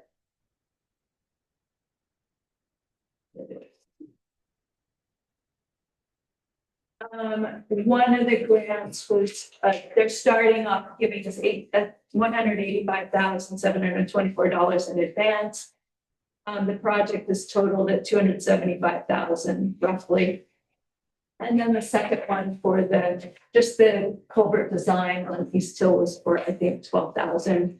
And that project is going to cost $18,000, but I think the state will kick in some money for that as well. So I submitted the final grant for the grant and aid 2025, which was for the work done on East Hill Road near Jim Ryan's house. We should receive $12,000 from the state. The materials for the project cost just about $12,000, and we threw in an extra culvert, so we costed out. So the project asked for 1 culvert, we replaced 2, so it's pretty much a wash because the town did all the work. And then I submitted the final invoice for the passive 2025 highway grant, equipment grant. That was for the emergency road signage. So we got 12 tripod stands and 19 roll-up signs, including 6 high water signs that the fire department really requested for flooding, but they can be used because the fire department said that the city or the state, they don't get out, like we're last on the list in the flooding process to post high water signs on Route 15. So we're going to be posting our own. The total cost of the signs was $4,700. We should receive half of that, which is $23.52 from passive. And then the other 50% came out of our sign budget. The whole Fidium versus Starlink. So at this point, I think we should now move from Starlink to Fidium. Starlink service can be placed on hold indefinitely at no cost to the town. And I don't think then, from my understanding, we lose the phone number or whatever, we lose the, Starlink has no phone number. oh, okay, so we don't lose, we can keep the tower in place, the little antenna in place and turn it on, from my understanding, at any point in time. I do have the text messages that were going back and forth. That costs us $120 a month. We can then apply for Fidium service to replace the Starlink for either $80 a month for 300 megabytes per second or $100 per month for 1 gigabyte. And Dolan thought that we could get by on 300, but we should probably do a gig. Yeah, but Starlink's only about 50 and it's enough. 300's enough. You know, you need the gig if you're streaming video, which is not something that's really frequently done other than Zoom calls here, so. But you could always increase it at some You point. can increase it later if you find it's not enough. If you want to share that connection with the library, maybe the gig is worth it. It's only $20 per month. Yeah, it's 100 a month and we're paying 120 right now. Yeah. We are sharing it with the library. Yeah, if that's the plan, then I think maybe the gig is appropriate. Yeah, especially because aren't the co-file, the public records housed here and it would use that connection? Belinda, is that still the case? I'm sorry, what? The co-file, Yes. there's still a server here that needs to go in here, so that would help that. That'd be a lot faster that way too. The one thing, if co-file's here, in order to put that on the Fidium, I think you need to request a static IP address, We do. which may be an extra cost.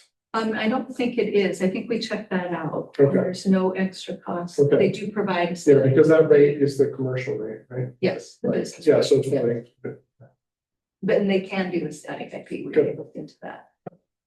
Requires, so I'm just gonna note that. So we're not hooked up yet. No, I wanted to get you guys this, Did they call to say that or so? no, I have to call.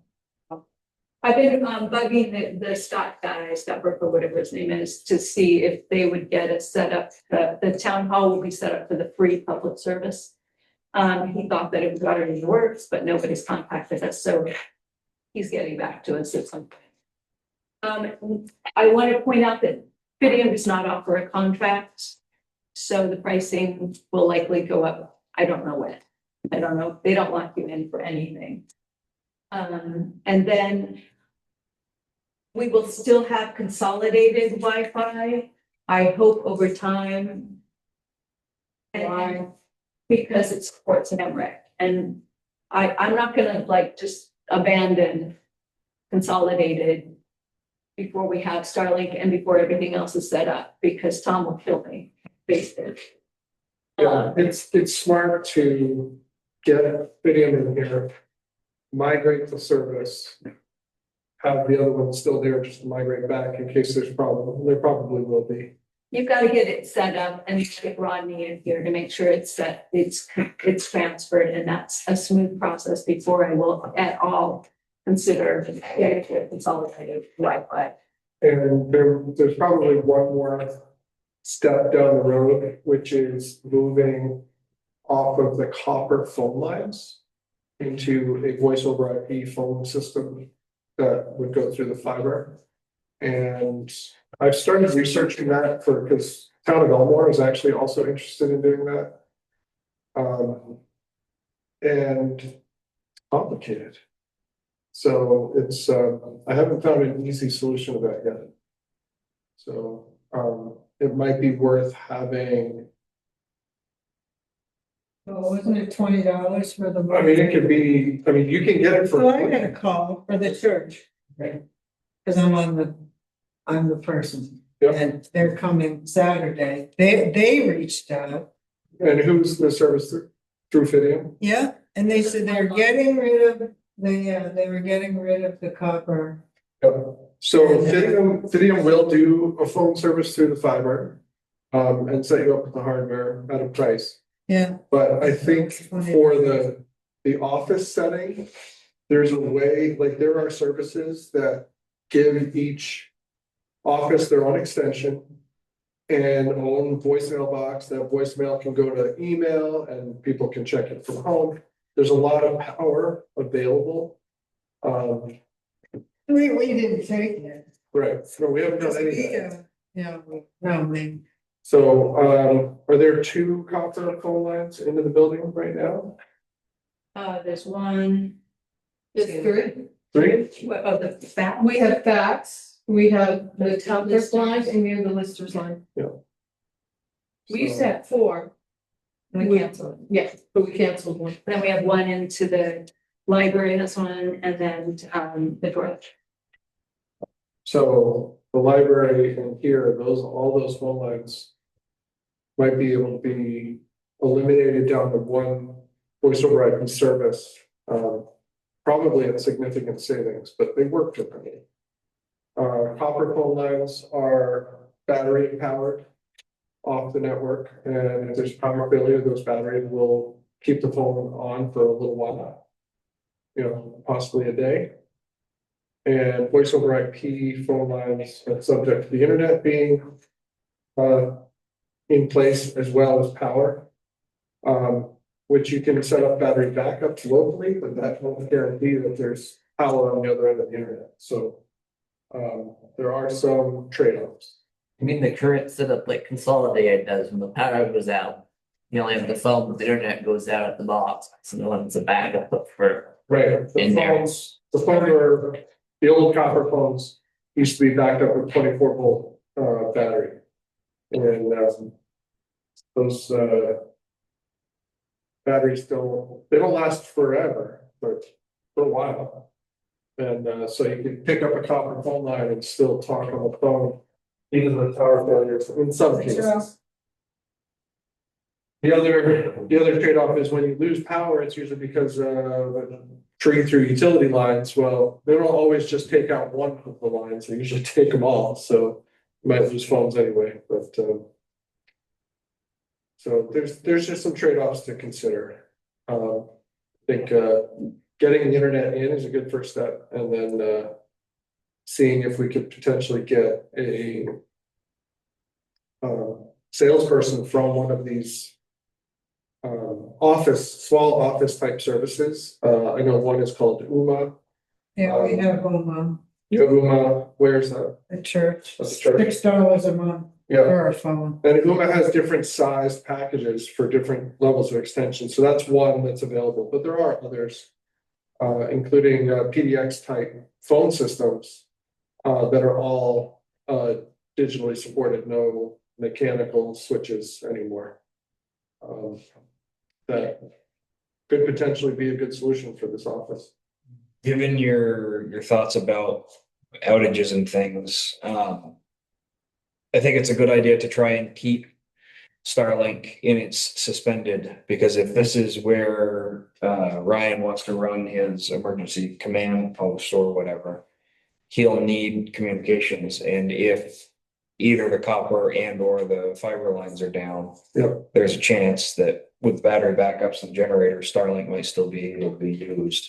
Yeah, and Michelle and I discussed that. Starlink has a reserve where you pay a monthly reserve fee and it holds your spot. No, you don't need that anymore. Oh, you don't need it anymore. Okay. It's free. You just go into your account, turn it on, turn it off. Okay. There you go. Starlink did at one time have limited connections in each geographic area, but I imagine their capacity is increasing and the demand is decreasing, so. Yeah. As fiber gets around. So there you go. So you just go on your app, turn it on. Sweet. Yeah. Monica, you have a question? I know that it's getting late, so I don't want to make this a discussion, but something has been on my mind for some time, and it hinges to this conversation. And that is, as Fidium is going through and more people are getting on voice over internet protocol, and when the power goes out and people cannot pick up their landline phone now and call, then what happens in an emergency? And I'm hoping that at some point in time, the town can address some type of plan, like putting, I don't know what, walkie-talkies or receiver or CB radios or just something to be able to like create a network throughout the town so that people can communicate with emergency services and Ryan down there to coordinate things. So I just wanted to put a plug in for that, just to get people thinking. It's going to mean a lot when people can't call up, pick up their phone and call for help during a power outage. No, other places, there's usually a really strong push to reestablish cellular towers. And that kind of is that solution for most people, is get the cellular towers online. Yeah, we don't have cell up here. Right. Yet.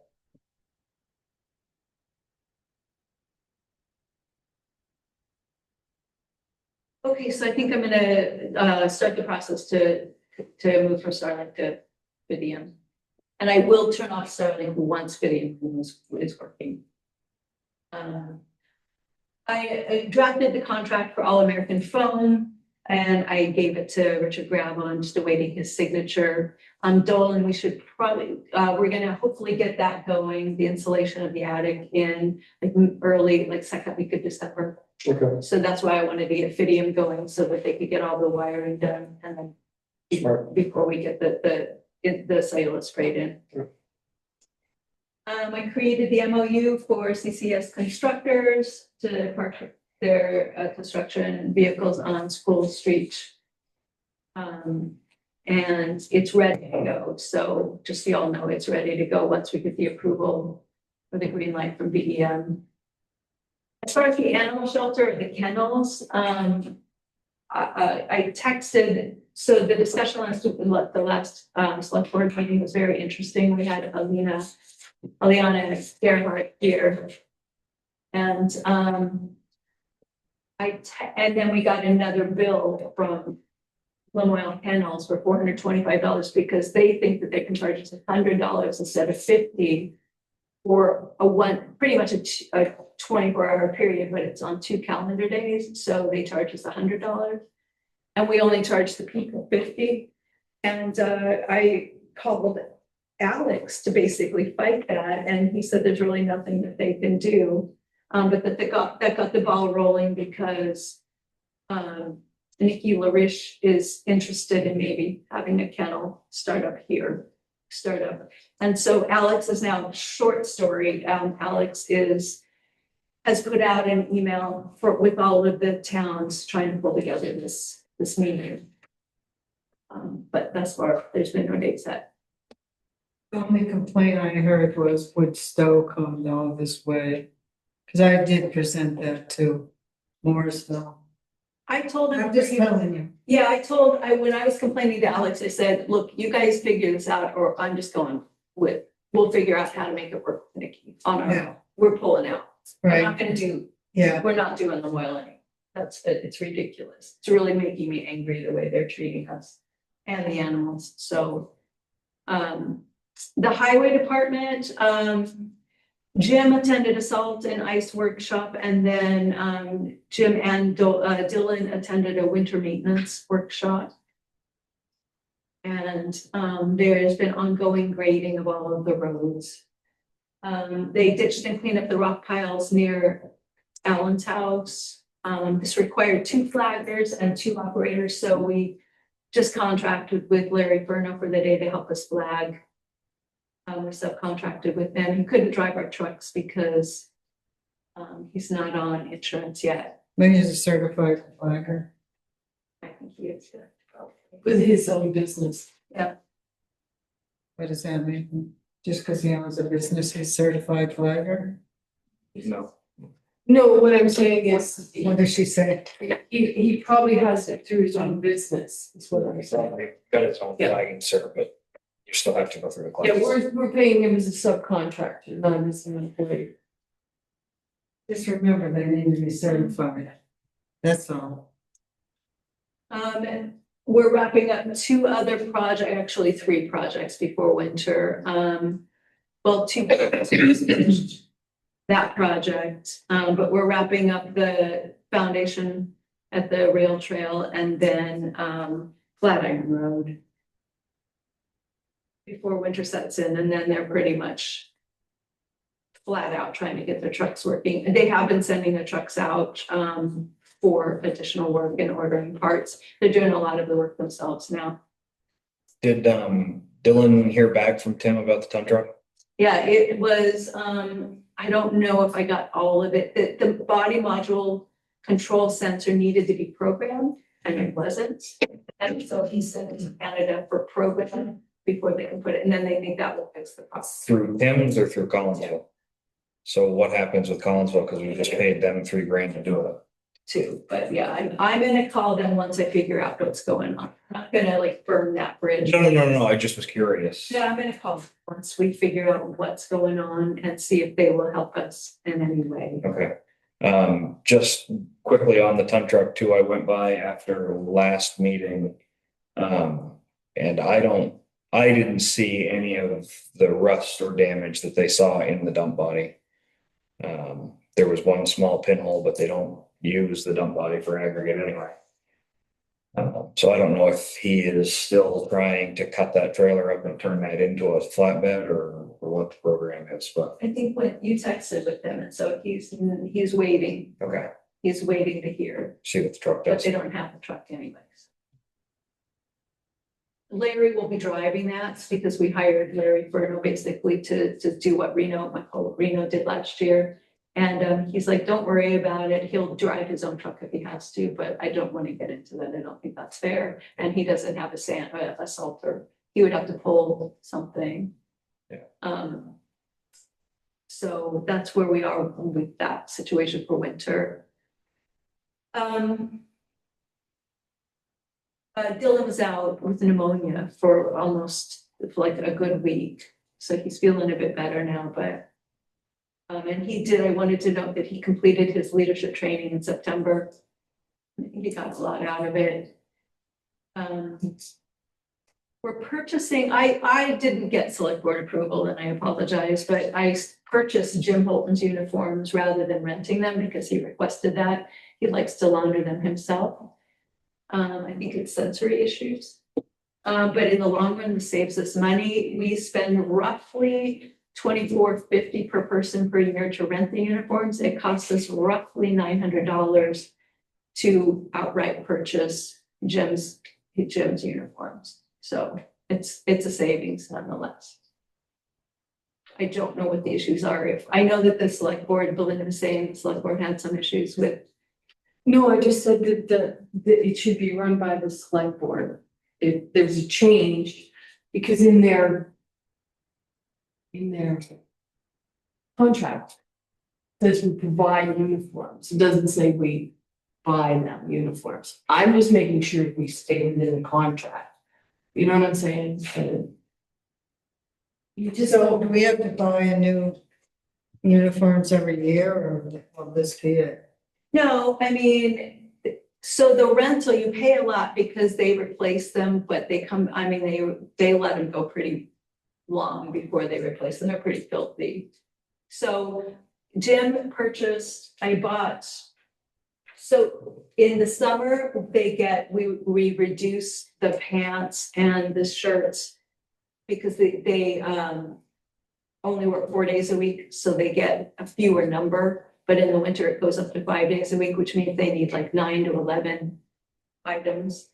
So I kind of adjusted that cost for Jim, adjusted the number of items, but he wears the same pants in the summer and winter.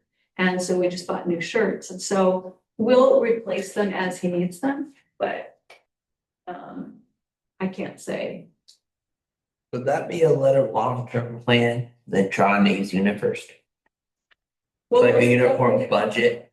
You guys signed a contract for 5 years, so, and it was signed in 2022, 23. Yeah, I think it's through 27. Yeah, so we're stuck with that contract. We can't break it unless we can find enough problems with the service. Once it's over, could we consider changing that option? I think we could, if the guys want it, some guys don't want to do their own laundry. I don't know. It would be what I'll do whatever we tell them, probably. A lot of other places, like, they have a uniform budget and you do your own stuff, but that's the most they go. Yeah, uniform allowance. Yeah, I think this is pretty ridiculous, so. What they go. So buying Jim's stuff versus renting that doesn't go. That's his personal preference, but that wasn't stipulated anywhere in their union contract that they had to have rented uniforms or anything. It's not in the union.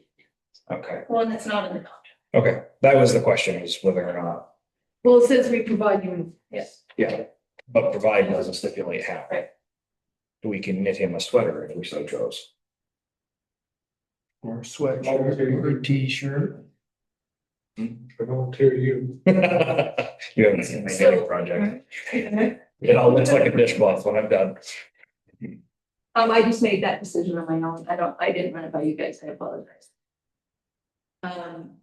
The road crew's prepping the tandems for winter use. The new Western Star is now in the queue. I've been calling this poor guy like every week or every 2 weeks. And so I think it worked because they're putting that stuff in the queue.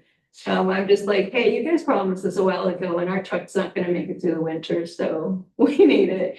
Anyway, it's in the queue with Viking. They're hoping to pick it up in the next week or two and take it over to Viking. And then if they have a body, because that's been another problem, not a body, but all the equipment that they outfit it with.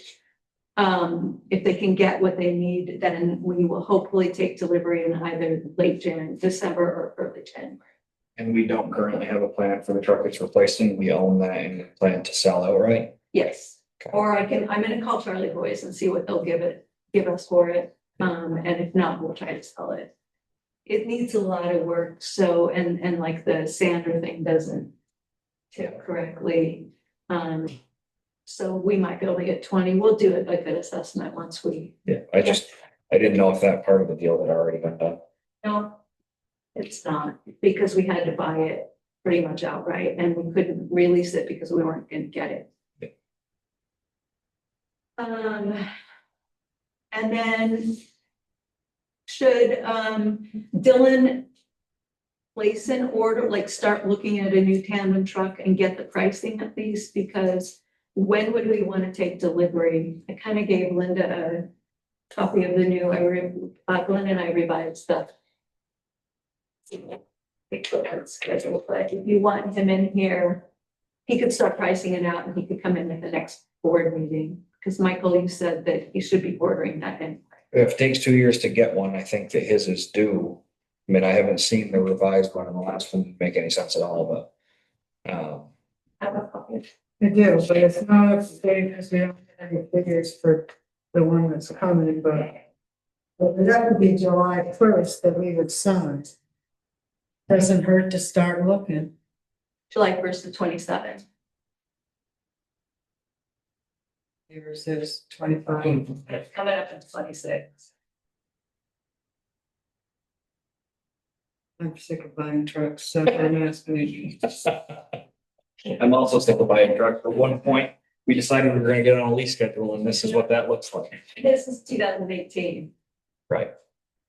So in order to receive it in 28, it needs to be ordered midway through 26. I think you could get it in 27 if you order it now, if it's 2 years, right? Yeah, but if we're trying to get a 10-year lifestyle, I would have to sit down and look. Yeah. Yeah, I get until we get these figures filled in. Right, and we don't have the total cost of what the truck, because like Michelle said, we don't have it all. We don't have picked to out. Viking yet. We need another loan. We have to take out another loan to pay off Viking for this new truck. So currently, I think it's at 31,000, but then we have to get the Viking loan, which is probably another 100 that we have to finance. Why are we taking a loan? We have the equipment fund. It pays the payment, so We entered, okay, so you bought the truck. Now, when we get it outfitted, we can go back to KS, And get a second or amend the loan. amend the loan, so we can get a total figure for it. Do you see what I'm saying? But in the meantime, we've started paying $2,600 a month on the truck we bought. And once we get it outfitted, that costs they'll say, hey, we want our money. We're gonna go to the bank and say, okay, now we're finished. We wanna finance the rest of this along with what we financed before. If these are accurate, we need to That's take what we delivery in 29. If these are accurate, the truck 23, the loan ends in 29, and 29 is when that one should be replaced. If it makes it that long. Yeah, but that 4 year, And it has to. but look at how long they'll have that truck. That's From 11 18 years. to 29. Yeah, it'll be an 11-year-old truck. It's You know, what else gonna, Yeah, the maintenance budget, Is that it's like, give us I know. 100 grand for maintenance. I don't think that You tonight is the night we should talk about maintenance, because I have some other comments about the garage when I was in there and I didn't make an adjustment to the agenda, so. Okay. But you should know that your excavator's paid off in July 2027. Cool, I'm not gonna let the excavator determine what we do with the truck. No, I know. But I'm just saying that. And I don't think you could get a truck for that payment, so just so you know. Do you, I guess my question is, do you want Dylan to start looking around and getting pricing? He wants a truck the same as what the new one is, like the Western Star. As long as, so this truck 23, Jan's old truck, the green one. On this spreadsheet, it says that we created a payment for it in 23. Is that actual year 23 or did the payment start in 24? Because the budget year confuses me. It'll say when the start date and the end date is. So that says that we started paying in 22. Well, yes, Okay. we put a down payment on it. And so it was delivered, we started driving it in 23. Okay, so if according to this and according to Make That Work, and it's a conversation we've had in this room before, one of those trucks was gonna have to live longer than the other ones. And when I spoke to Dylan about it last year, when Joey's side dump quit, I asked him what we could do to stretch his truck out longer, and Dylan said he thought his truck would make it because we need 11 years out of his. Or we're gonna turn it upside down. We're gonna have one budget year that is gonna have a highway budget that's astronomical, even compared to this. Because we're gonna be stacking these trucks up too closely. Years ago, we bought too many things all at once. So one truck has to live longer and spread these back out. So if the delivery date, if we ordered it in 27 or ordered it in 26 and we didn't get it or didn't have to start paying until 29, then sure. Oh, it's not going to 29. I was thinking 28 at the latest, but. Oh, you want to speak? I have a question about this new truck. Go ahead. You just said that we need to get another loan to finish paying Viking. Was this truck bought without like a contracted price? Normally, when you buy these trucks, they're a bid price. Normally, it's done through the state of Vermont's bid. And you have a set dollar amount of what this truck's gonna cost you when it pulls into your dooryard. We had an estimated price, but because it was done over a year and a half ago, and we had to start paying, Charlie Boys sold us the chassis basically, and they were gonna, we have to have it outfitted. And that, because they were stacked up for so long, that they had, Charlie Boys said, start paying on the truck in July.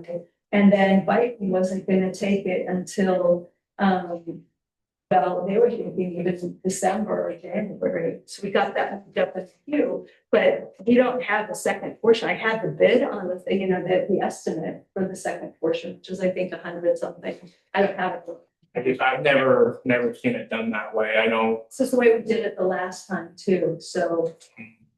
Because Charlie, you could buy an already outfitted truck, but for some reason. It was more, my memory is it was more money and it was further out. Yeah. So yeah, we have a package price and it's a fixed price. Right. But because the delay between Charlie Boys and Viking, we had to start paying the Charlie Boys, the chassis portion before Viking would take the truck.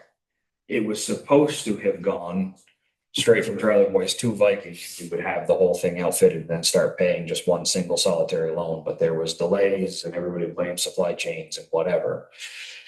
So now, right, we're making payments on the chassis. Well, we had the option with Charlie Boys to either, they were gonna help float like the interest. Yeah, or they gave us whatever. $1,500 or whatever. it Yeah, was. and we weren't gonna save any money that way, or they could have sold us an outright, already fitted, truck, but it was 15 or 20 grand higher. And it wasn't really what the guys wanted. Didn't meet the specs. Yeah. So that's that situation. So when it comes time to do this again, Bert, please be in this room. Yes. I've never, I order a truck from Memorial Valley Ford, I tell them I want X, Y, and Z, and I want them on the truck when I pick them up. You get a tandem from Ford? No, but any dealership. If you go to Charlie Boys, wherever, our trucks for the state are all bid. We know exactly what they're gonna cost when they come in, to my knowledge. You get a different price for the state? The town can use the same price bid, As long as we buy your spec truck. as long as they same spec as ours. And I don't know if ours, I'd have to look at your spec sheet. I think our trucks might be different. Yeah. What I've seen walking around the trucks, they're no different. I think I think it's our controls. You guys have a lot of that telemetry that. We have the electric over hydraulic controls. No, I'm just saying the networking abilities to go back to the center. We don't have any of that. Yeah, that's just extra on top. You don't have to buy it. That's mostly a separate system. Okay. But I've never seen, or I've never personally bought a truck or a piece of equipment where I didn't know what it was gonna cost me when it came to my door. Oh, no, we have that. Okay, that's where I was But we getting didn't confused. take all the money from the bank. We only took enough to buy the chassis and because we didn't want to pay the interest on that. So it's not another loan, it's the rest of Yes. the loan that you originally. Yeah. Yeah. Because we're not paying on the new part, because I don't really know if Viking's gonna come in and be exact, so Well, if it's bid, and then they either need to come Yeah, in we to don't bid. know those. I don't know if it was bid. It was bid. Like, if it's a bid contract and they don't stand behind it, then you don't have to take it. If you don't take it, then you're too. How long do your trucks last? So we tried for 10 years for our tandems, 8 years for our single axles. We were told the other day that to expect to run the tandems well into 13 to 14 years. How much do you spend on maintenance a year? That would be a central garage question. That's not on the maintenance garage. Central garage is a whole nother entity and we rent the trucks from them. And, I'm sorry, but who do you work with? State of Vermont. You do, okay. It's our highway district from Morrisville. Oh. nice to meet you. And do you do Best Westerns or internationals? We are getting mostly Freightliners for the tandems at the moment. We are still getting some internationals. We are leaning towards Freightliners more, to my knowledge. Do you know what they cost? I don't have a figure. Like I said, I know what the truck costs me every month. But we rent them from Central Garage. And so they have full-time mechanics who are doing all this work, and we just don't have that either. So we pay more on maintenance because we don't have full-time mechanics. So it's like That's a long rabbit hole for me to go down, but Roughly, just ballpark you said per month what a tandem costs you. Give me a number. I believe it's 2,800. A month. Okay. that's for maintenance. That's just to have the truck. And They maintenance is. take care of they take care of all non-operator damage. Okay, so they're basically a warranty service, what we would consider a warranty service. We blow a tire, we fix it, we That's blow a what spring, we're we fix it. Per truck. And That that does not include fuel or drive. But that's the rental of the truck and everything. Well, the Do truck, they rent a town? Mhm. Do they rent a No. town? Why No, not? you guys are so hard up now, you're looking for contract work. You want people to outfit their own dump trucks. You can't find drivers. I saw the bid the other day. We don't have the staff. How much do you pay the drivers? starting right now for entry level. And get their CDL within 6 months, I believe is right around $22 an hour.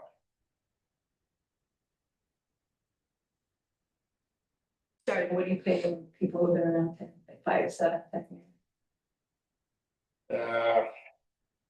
State's got a funny pay rate though. Yeah. And all those. Yes. It's a hard, that's a hard question to answer with a generic answer because somebody that's plowed for 12 years can come into the state and they're still only going to get in as a level 1 or 2.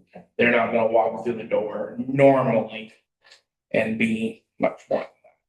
Are they union? Say something. Yes. They are union. They are All can state or union. Vermont State Employees. Yep. Union. You can choose to be a member and not to be a member now, but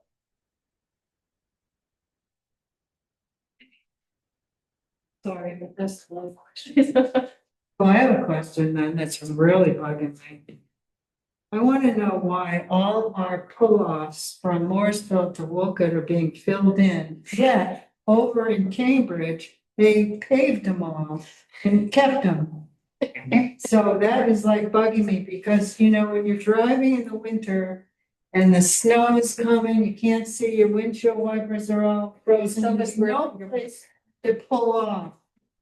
absolutely agree with you. And on my level, I fight for every pull off that I have. Unfortunately, with the drug usage and the garbage dumping and other stuff, the state is taking, in my opinion, this is not direct from the state, nothing. My opinion, this, they become a problem, they close them. You guys were so eager to close one that there was one in Hardwick where there was a log truck stuck behind the delineators. I was working out there and I drove by and I was, wait a minute, how's he getting his truck out of there? But it's the needles and the trash and the complaints from the public and as a foreman, I have to decide. I whether guess over in Cambridge, that's not happening. That's a different, I think the one you're thinking of before the roundabout was designated as a parking ride. that's been parking right for a long time. And it's a part of that Cambridge Community Loop Trail thing.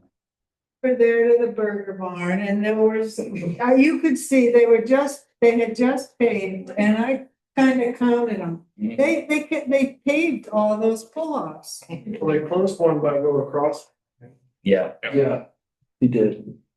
There's a couple other small ones they closed during that project, but for the most part, they paid most of them. No different than the Route 100 Right. project in Morrisville. We lost one pull off during that project. But the rest of them got paved when they do a full reclaim. Yeah, the one right before Route 15A. That one you closed. When you- That one was part of the Route 15 reclaim project. We lost that one. It's still there. You just want to slow up some before you get in it. Yep. Well, we only left one. As to right of way issues, a lot of these pull offs got kind of built over time and they were across the right of way lines. That's another factor that closes some of them. But a lot of it is public and garbage and especially in the needles and stuff. All right, that answers that. Thank So you. he should not be looking for another truck because that's way too far out. That's 40. Yeah, I mean, if we can make their budget work in other ways, I would be interested in discussing that, but I don't see how we're gonna be able to absorb that. It's another discussion. So I'm just saying we're tabling.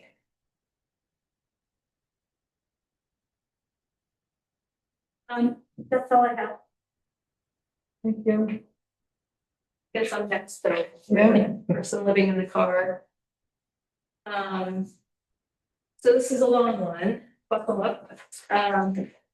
So we're receiving at least one complaint daily from residents, at least. I'm sure you guys are as well. This person is now attempting to involve passing cars by waving and signaling and has a little piece of paper written out that says buy stuff. And it's just, I think it's sort of aggressively approaching people for money, or assertively anyway, in the parking lot as well as moving targets, moving cars. The trash load has increased because they were using the side of the car as a toilet. I don't know where they're going now. I've started taking photos pretty much 4 days a week whenever I'm in town. I take photos of the trash because I want to be able to prove that trash load is increasing. I posed the issue to the Vermont League of Cities and Towns lawyer, and this was their response from Carl Andier, who's the staff attorney too, whatever that means. He said, please review our article on homelessness, they call it houselessness. It should give you a good idea of the general principles at issue here and your options. Overall, it's best to have an ordinance regulating these things as it gives the town the clearest path for enforcement. You can prohibit camping and remove individuals from town property if there's a clear policy against it with proper relevant signage at the regulated locations. You state that the person is in violation of the town's motor vehicle ordinance. If this ordinance allows impoundment as an enforcement mechanism, that certainly is a method the town can take after following the proper process. While I don't think you could prevent this person from parking and going to your park permanently, if they are violating an ordinance or clear policy, you can give notice that they are in violation and continue to do so. To continue to do so, they will be trespassing. The key is to give the violating individuals notice and time to vacate with their property. For example, Burlington has a policy on this process. Note that their policy may have been amended and we haven't reviewed it for legality, but their general process was as of a year ago, in broad strokes, to first put in place a proper signage of what is or is not allowed on the city's ordinances, based on the city's ordinances or policies. Following this, they give notice to offenders specifying the time and date for when they must remove their possessions. Next, if the offending camper isn't removed in a timely manner, the city may issue a trespass order and ticket, if applicable, against the offenders. If there's a property remaining that isn't immediately claimed, it can be removed and held in custody for 30 days, leaving information at the site for how the property can be picked up. So, based on that, I wrote a letter and issued it or served it to this person, stating that they were in violation of 2 of Wolcott's ordinances, the solid waste ordinance that prohibits discarding refuge, garbage, and discarded material related to septic or feces. And they were depositing trash and feces in that area. We all know this area. And second, the trash, that they were in violation of the trash and vehicle ordinance that prohibits abandoned motor vehicles, which are defined as a motor vehicle that has remained on a public property on or along the highway without the consent of the property owner for any period of time if the vehicle does not have a valid registration. This vehicle at the time, we were told, was unregistered and uninsured. So I felt that violation, they were in violation of that ordinance. So I served this person with a letter stating the violations, as well as provided copies of the ordinances. And then I told them that they had 2 weeks to vacate. And they said again that their vehicle was not registered and was uninsured, so they could not drive it. And I said, that the town has taken every step to help them, and that this cannot go on anymore. And they refused to help, essentially. Well, they did. They flat out refused help. Every organization, every health service organization in this area in Will County knows this person well, and this person regularly refuses help. So they had until October 23rd to vacate the premises. They came by on the next day, that Friday, and dropped off a copy of their registration, which it was handwritten over, but the underlying type was saying that the registration expired in February of 2026. So the vehicle is already registered. They just lack insurance, from what I'm told. Yes, that's what she told us when she came in. When Yeah, that's fair.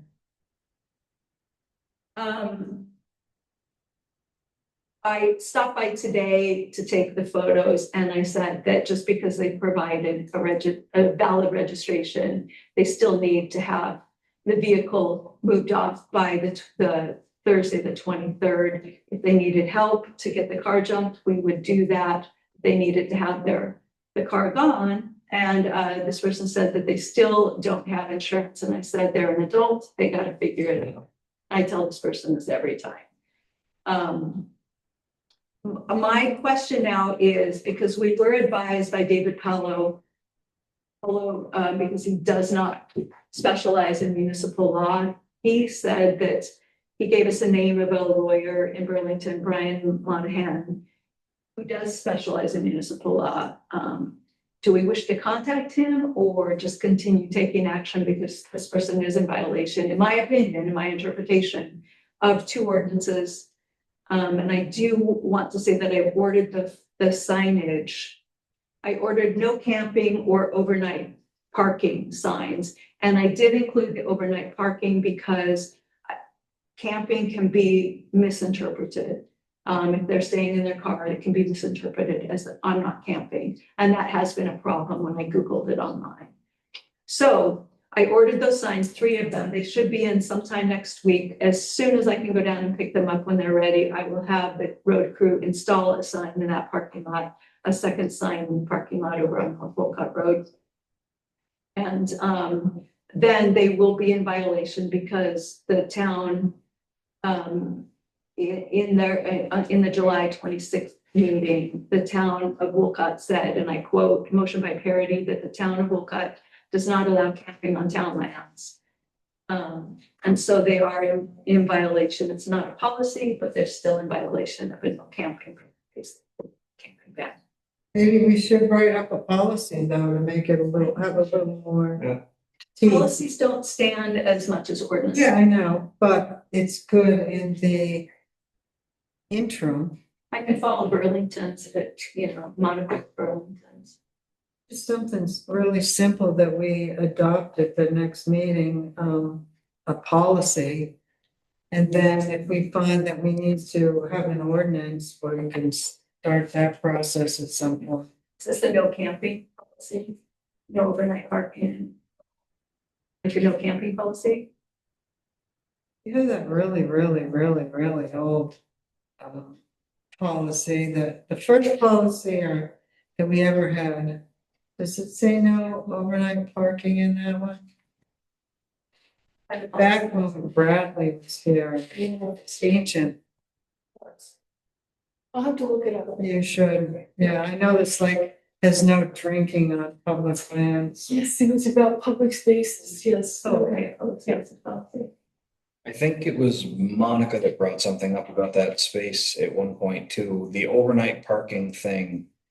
While I don't disagree with the signage, I think that if we do include no overnight parking in our policy, we should maybe include a stipulation because, yeah. And that's, I figured that we will be able to make exceptions even if that sign is there. Right. Did we say without permission? Well, the sign's already done. Yeah, I mean, I remember Monica bringing this up last time. And if there's a snowstorm, which was her example, and you pull in there and park overnight, who's gonna come chase you out? Nobody's gonna pull you out. Well, and I think we set precedent a little while ago as well that, some of these enforcement actions happen on complaint. Yes. So. And the state took away all the other places you could go. Yeah. So you're So putting, when we're talking about this is another factor that we are dealing with a lot in the state of. Is the illegal camping and stuff. Yeah, so you're placing this camping sign in North Wolcott by the post office. Are you gonna put one here by the rec field? I can, I purchased 3 signs. We'll put one there also, But, so she doesn't move both of there. well, this person will be told that they have to leave the town base. That they cannot camp on Wolcott property. But it would just be a nice yeah. addition, so she doesn't try to find a loophole. It's because we've been asked about camping here in the garden. Right, people from the rail trail. Want to Tom camp can in. attest to that. Maybe someday when the leftovers is ready, they can do some kind of primitive. The guy said, well, I have my own tent. Tom goes, I don't think so. Is there already a sign at each of over there for like no dumping trash for the fine over there already? There's nothing. If not, we probably want that in all 3 same places. Our CT stops here. There's, They don't stop in there anymore. they haven't been, I know. How could they? No, she's right. There is no stop sign. There it is. It's laying down. Is it down now? Most I of thought there was a no dumping sign too, maybe it got pushed into the river. If not, all the parking lots should have that. well, yeah, we have a. We only own half of it. At least to have that, the town's parking lot should have that. The town don't own all of it though. No. There's plenty of oil on the other half. 30-foot strip Yeah. on the road back. Why? We call it. They have it in under brownfields, they're doing a brownfield study. Another something coming up about It's that. just about done. Yeah, it wasn't one of the conversations trying to turn it into a parking lot with EV charging. Yeah, Well, yeah, So we want to make sure that we tighten up turn our policy into an ordinance before we invest anything into the. then we lose that valuable town hall parking. I don't know, maybe it would be a better, might even be laid out better parking, if I remember that map, but it might be laid out for parking anyway. Anyway, and then, you asked me to do research on panhandling laws. There's really no evidence of specific panhandling laws for Wolcott. And many Vermont municipalities have repealed their ordinances in 2018 after the ACLU of Vermont challenged the constitutionality. So panhandling laws are sort of municipal rather than state level, and they're really, they've been challenged. Yeah. That's what I have for that. there's a read in the minutes though that you were thinking of putting a camera up, and I really like that idea. Well, that brings me to the second issue. There's a camera right across the street at the weeds or beads, whatever it is. What happens? Weeds with a big. Double weeds. It wouldn't be bad to still have one on the town hall just for insurance if something happens for insurance purposes or something serious happens. Well, we will have better Wi-Fi, so once Vivian gets up there, maybe we can purchase a Ring or whatever, Ring camera. We should find a system that we like and invest in it for all of as many of them as we can. Especially based on the recent vandalism in the town hall, so. I'm surprised the post office, because they say they go in with packages, come back out, and some are taken. Yeah, why don't they? How come they haven't put one up? It's bizarre. I thought you had money from the federal government these days. I heard. Yes, Monica. So back to the town parking lot. There were a couple of years where there was a tractor trailer Yeah, parked there for weeks at a time, and I don't know the history of that, but somebody on the board probably does, and just wanted to just raise that issue in case it needs to be considered. Yeah, Chad Lacoste. Yeah, He was a trucker. Is he still a trucker? still a trucker. But not, long hauls anymore.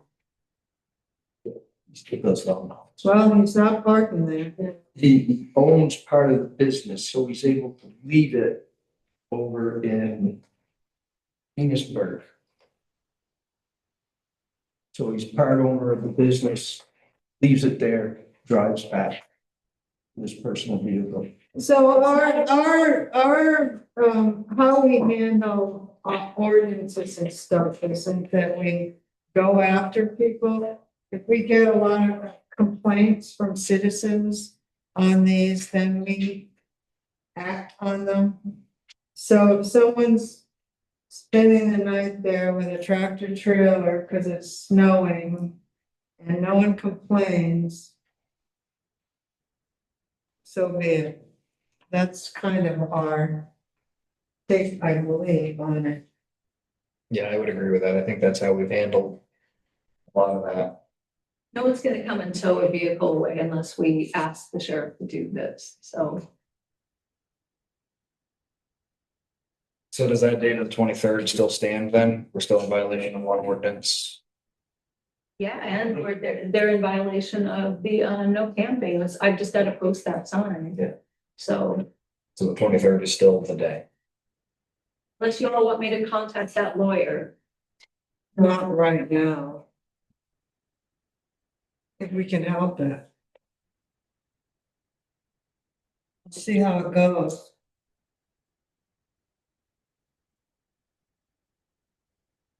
Okay. Which takes us to the town hall front pillar damage. The pillar is pretty destroyed on the town hall. If you're looking out across at Weeds, it's on the left pillar, the one closest to the parking lot. It's pretty crushed.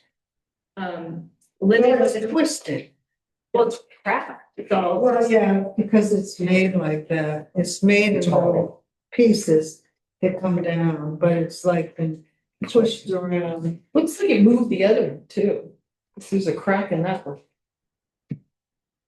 Anyway, Linda noticed it on Tuesday. The damage occurred on the weekend of October 4th through the 6th. Amy Touchette, I talked with her. She did not notice it, so likely, and she said that she was doing a lot of loading and everything. Likely it happened Sunday night, between Sunday night and Tuesday morning. Valley Wolcott did not notice it Monday. Was there a funeral or is that this? No, that was this weekend. That was just. It was the Justice for Dogs. And the Valley wasn't in there until night. Was Kylie Brown there? And she booked and I told her that somebody backed into it. It's been damaged longer than that. I've seen it. No, I haven't seen it and I'm there every day getting the mail and stuff. So, Weed says they do have a surveillance camera and it's focused on that area. I went and talked to them. To get a copy of that, we would need a police order to release the tapes. I don't know how long they keep the tapes. I sent an email to one of the manager, but I did not hear back. Our deductible is $1,000. So we have an option. Do we file a police report or do we just call the? It won't hurt. It won't hurt to file a police report. At least it's on a record. The insurance company might want it anyway. Yeah, they will. And then I just obviously have to get it fixed. Belinda suggested like the site above carpentry or Andy Hatch to get estimates. Jeremy or somebody, you know. So I'll start calling around, but I'll get a police report filed first. I mean, how do you repair something like that? Well, to Ert's point, they should be hollow and the structure should be inside it. It is all. It's like little. 12 pieces. It's like a barrel. Yeah, it's just like a barrel, it's Yeah. little pieces. So is the roof cantilevered? How is it supported? There's not a support structure inside of that? It's just, no, there's no inside No, that's not. support. For real? It's just like a I barrel. know, I was. So that roof is just cantilevered? Yeah. That's terrifying. Exactly. Oh, see, there's gotta be a support in there. Well, unless there's steel cables that run up that roof, I'm not gonna get into that, but it doesn't meet. There might be a balcony that got closed off, there might be. Doesn't meet any of the building requirements. You gotta remember when Well, it's you can built. put something in there when they fix it, you know, makes it better. No, if it's standing without it, why would you spend the money? I just am surprised that, I was worried that it was structural. If it's aesthetic, I don't care as much. I would still put a steel post in. Like support. Couple two by fours. Monica's. Yes, Monica. Oh, sorry, I just never put it down. Oh, okay. Just as long as it, you know, it's a historic building, it's put back away. Or it's historically. May have to replace both. I don't know if you'll be able to buy the same. And the other one is crap. Well, is it cracked or is it just shrunk? And you can put some caulking in. Depends on how. Again, we don't know how much you force. Spackle it is. Half an inch bigger. you know? Depends on how big the insurance check is, Linda. It would be. I mean, $1,000 deductible? I hate to imagine. Yeah, but if you're talking about historical preservation Yes. and places built before 76 in Vermont just changed all their lead laws, so now you've got to have a lead certified contractor, so put that on your search. They've got to have the new EPA lead, not the old EPA lead. What does that mean? The old certifications were pretty much a joke, and anybody that wrote a check for $300 could get one. Ask me how I know. The new ones require all kinds of training, testing. You've got to have, it's a $3,000 You gotta have respirators. Well, you're not gonna find that. Doesn't matter. Mr. Hatch or Mr. And the new, They're not gonna have all. the new rules in the state of Vermont. I'm not sure that it carries to commercial, but I'm almost certain it carries to commercial. Any building built before 1976, 78 is assumed to have lead, and until it has been tested to not have lead, we believe it has lead. And if you do anything that disturbs paintwork, you need to be lead certified. So the town can either pay to certify that that area doesn't have any lead on it, which is like $5,000, or we can hire a lead. No, it's not that. I did them all for my buyouts. I don't think it was that expensive. Really? No. The lead class. It was 700 for both asbestos and lead. Really? It was Good a cast. to know, because that's cheaper than a I lead. was gonna say, it's gonna be lead because of the age anyway. Well, it may not be. If it had been remediated at one time. They may have stripped it bare and then painted, but Right. I wouldn't guarantee it. Right. He gets. But yeah, I will remember lead cert is like $3,000. And they were telling me that we needed the lead certs because each test was $5,000. No, I did them on every building I had to use asbestos and lead. Thanks for that. And that just opens up a bid opportunity in St. Albans for me. I do have one more statement. Amy Touchette said that several people fell off the front steps there.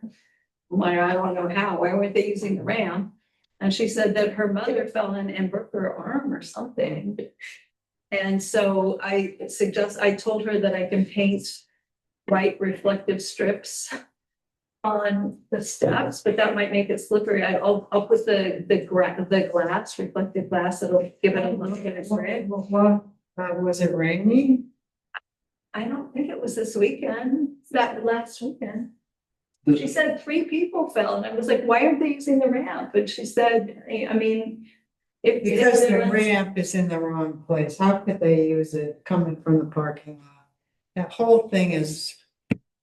Anywho, does anyone have we have in the garage, the reflective paint that you use for the roads and the glass beads. Does anyone have time to do that? Or I can go out and do it, but it's gonna be a bit. What you need is, I want to paint just little strips on the steps so that they can see that they're stepping down. they're not able to use the front steps. There's a rail. They use the side. They're using the side and that's, God, it's gonna be a 2.5 foot drop.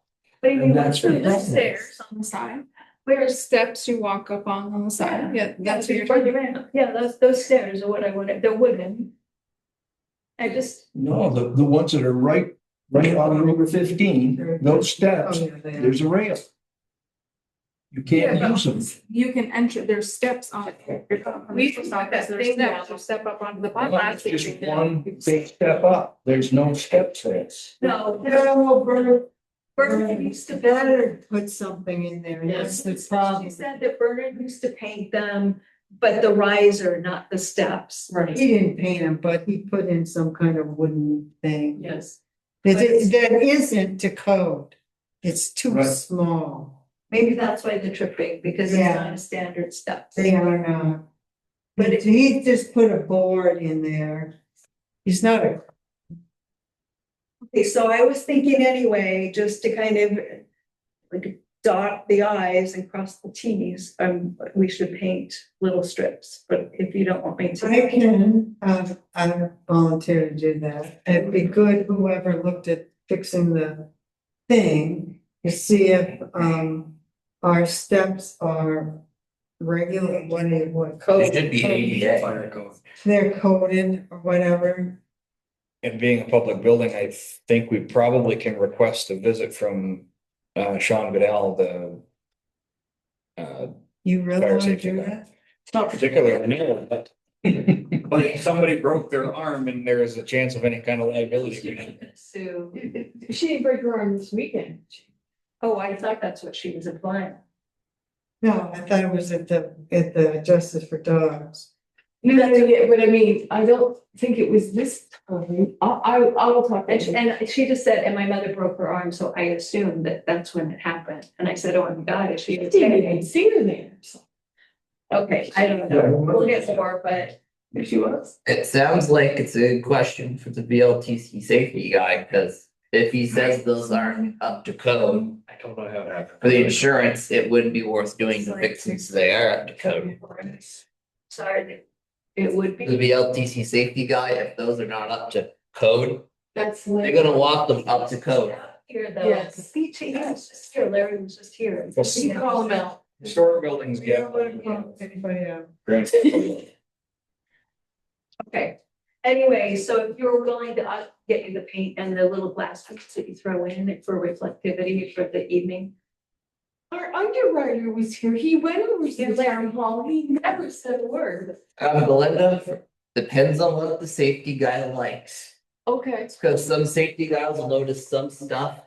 Yeah. And they'll ignore complete safety violations. And other stuff, it depends on the safety guy. And VLTC guys, from my past experience with them, everyone's different. So moving on then, Linda, you had your addendum, that you added the confirmation of water supply and I didn't get the address. What was the address on school? 546 East Elmore. So that's a demolition FEMA buyout. Part of demolition is capping the water supply. The water supply, the water line, it comes from the school, not the school well, but the well the school drilled for all the people over there. They had quite a time, so their plan is to permanently terminate the water line by kinking, tying, and melting it, then burying it below the frost line, since the property will have no future use after demolition. This approach will help minimize any potential impact on neighboring homes that may still be connected to this line. So basically, they wanted me to confirm that we're comfortable with this resolution. And I didn't want to do it on my own, because I don't know what kinking, tying, and melting means. And Linda asked me melting and he said welding. But he wrote melting. I know. Are they gonna do it at the house or are they gonna do it at the well? They're gonna do it the line that comes to the house. I do it at the well. It has to They be, in my can't do it at the opinion. well. There isn't, no, the well is up on the school property. Yes. And it goes to like 4 or 5 different properties. Yeah, there's pipes that go And then the line comes down What you're saying. and it comes on to more. It goes, There's one pitless that leaves the well, there's one pipe that leaves the well and comes down. and then to it shoots seeds. out and goes to different It properties. needs, in my opinion, 1/5 of an opinion here. In my opinion, it needs to happen at the T from the main line. that's what He wants to do. Because if you do it at the house side and there's a section of line that is just in the ground and that section of line opens up. Now the pump's gonna run constantly and everybody else is gonna lose water and we're gonna spend forever trying to chase that. Yes, so this property is on an end. The other properties go up the road, so this one he would do, At the end of the main. yeah. And I want accurate as-built to where that is gonna happen, and I think that we should, so that we can dig it up when it fails, cause it's gonna. And I think that we should request something a little bit more permanent than kinking, tying and melting. We should probably get either a And tell valve. him to or take a pictures, I know you said you wanted pictures. Valve or a cap, I would go with a cat.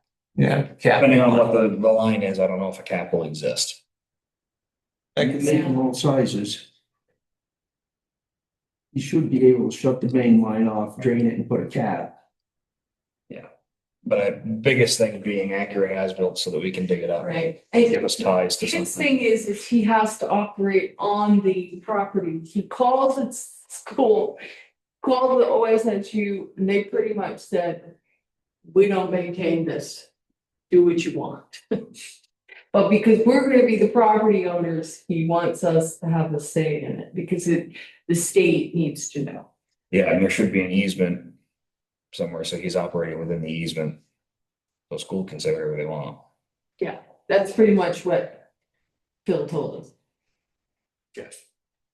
Biggest thing is give us ties to permanent structures. I don't know where you're talking about, but well, it would be the property right over that little bridge. One that Right the mobile before home. Flatiron. I mean, the next property's the 2-story. The Douglas. So it's the one right before that. It was a mobile home. Yeah, it didn't go further down because Betty Lou and Gibbs were not on that line. So he's at the very end of that line. And would have had to cross the stream, the East Illinois Brook. just as long as he can give us measurements from some reference points Okay, where that happens. and Linda's suggesting we have pictures. And Yes, pictures are good. And actually, I don't know how much, I mean, the town is gonna own a certain amount of it, but we don't. Quarter of an acre. That's not our water system though. So if it fails, it really isn't our problem. Nope. Oh, well, look at me, I care way less now. I would just like to see it capped, yeah. It's cleaner. Yeah. Yeah. Man, if Because it's all you're gonna only, do is bend the pipe, tie the pipe, and then burn the end of the pipe, that's. Yeah. You're asking for trouble. Maybe that's what melting means, burning. Yeah, it's just gonna melt the end of the pipe, plastic PVC pipe. Plastic. If you're gonna do that, you might PVC as well just cut it off and buy a plug and jam it in. Okay, and the last one is, I just wanted, 696 North Wolcott Road, Mr. Woods, coming up. Yep. Fort Hill is, the house is done. I really think that, it's mentioned it to Michelle, but someone's gonna drive up there and drive right off, but possibly. So we need to think about. we should turn it into a pull-off. There you go, Liz. I want 115. We need to think of some kind of barrier. Because particularly he's lowered it so that the water will drain across and down to another part, so it won't wash the bank down. He did a nice job. You weren't thinking guardrails? Well, whatever. That sounds It like needs to be guardrails. dealt- We can't ignore it, that's all. It's not an emergency, but it needs to be a plan. couldn't the guardrails also go to that? Isn't there a piece in front of that with those little puny rock walls about this tall next to the road they put in? Just before that, where that goes down, just before that piece. It goes all the way down from all the way coming up, starting up the hill to the end of West Hill. Should go in both hills. Part of it is so eroded that I don't think guardrails are really gonna work. Part of it is pretty close to the road. I don't know that guardrails are gonna work, but where are you thinking? Because our guardrail budget is limited, so where are you It's thinking? multiple years. I mean, we've Yeah. lived with some of it without forever, but plant trees, do something, put rocks, I don't know. In the short term, what about the delineators that Bert's been using to steal your? The Bert's cohorts. Now I have to plow around. But anyway, I mean, just the little 911 signposts that we've got and little, retroreflective delineator. Stab those in at 10-foot intervals. You have the. Them on Route 15. That was from complaints from neighbors about cars going off the road and hitting telephone poles. Oh, They originally wanted guardrail. it doesn't have enough of a thing. And we said, no, we're not putting guardrail in because Just because not. Oh, that's what Mike not. said is a good, simple first step. And We'll start. define, there's a drop off there, so somebody doesn't use it as a pull off and go down over. We will, in our highway budget this year, we will add money for guardrails. So that we can maybe extend, because wasn't there a question about Not adding so guardrails many, there? but I just don't know. You might want to take a look, and Yeah. Dylan might want to take a look, but it needs to be looked at, that's all, I'm Yeah. bringing it up. I mean, here's a good 200-foot stretch there, you can put guardrails the whole length. There's one drive, depending on how long you're thinking, there's one driveway and then another access point from Smith's that we would need to leave open, but short of that. Cause I mean, basically you get out there and it dropped right to the brook. Maybe you get what you deserve. So I'm hearing that we can explore the idea of guardrails, but if it's too late, we definitely have to put in E911 posts with ground delineators until We can afford it. guardrails. Yeah, that's. I think it's too late in the year. It might be getting too late to install guardrails. You could at least put the 9 those posts in right now if the ground not frozen. I don't know what the cost of those reflector signs. This is the little sign that says not It's a. white squares. They're, They're They're- little, like. Yeah, little teeny Like biking things. that you Yeah, put like- in bike. Like plastic 2x4. push and plow stake things, it's like a little reflector that you get. They're going up the They're north going end, up. George, I'm so happy that we could see them now. Where are they? So I can look at. They're on, you have to go, That church. well, you have to go up the North Wolcott Road, Yeah, from Route 15, not from Gulf Road. okay, yeah. They're there before Coming up, they're starting to come up the hill on the left. on the left. Okay, I'll take a peek. Yeah, but they are just 4-foot little breakaway. I don't, the posts don't have to be breakaway, I don't think, because they're short. I We gotta believe be they right have to away. be. The correct posts are stupidly expensive. Oh, good. The U-shaped ones for us are no longer legal. I do not know the statute for town roads. We have breakaways now and they're about $100 a pop per post. Yeah. That's pounded in until it's about this high, and then 2 little pieces of plate and then the Yeah. post. So I have the broken away piece up. Okay. Is that it? What's happened to flat The iron bikers don't like, 227? the bikers don't like. You think? No, they're firing. Well, the server didn't have 30 days, so Mike has to go up. I have it on my calendar with Mike. What? It was served, but maybe go or whatever. It's on the calendar. Okay, Richard's ready. Richard, are you ready? I for certainly motion? am. May I make the motion that we adjourn this meeting? Please. Second. Thanks for being with us, Richard. Thank you. Good to see you. Have a safe trip home, Richard. Growing. Yeah, the doctors finally are happy with its flight, so. Good night.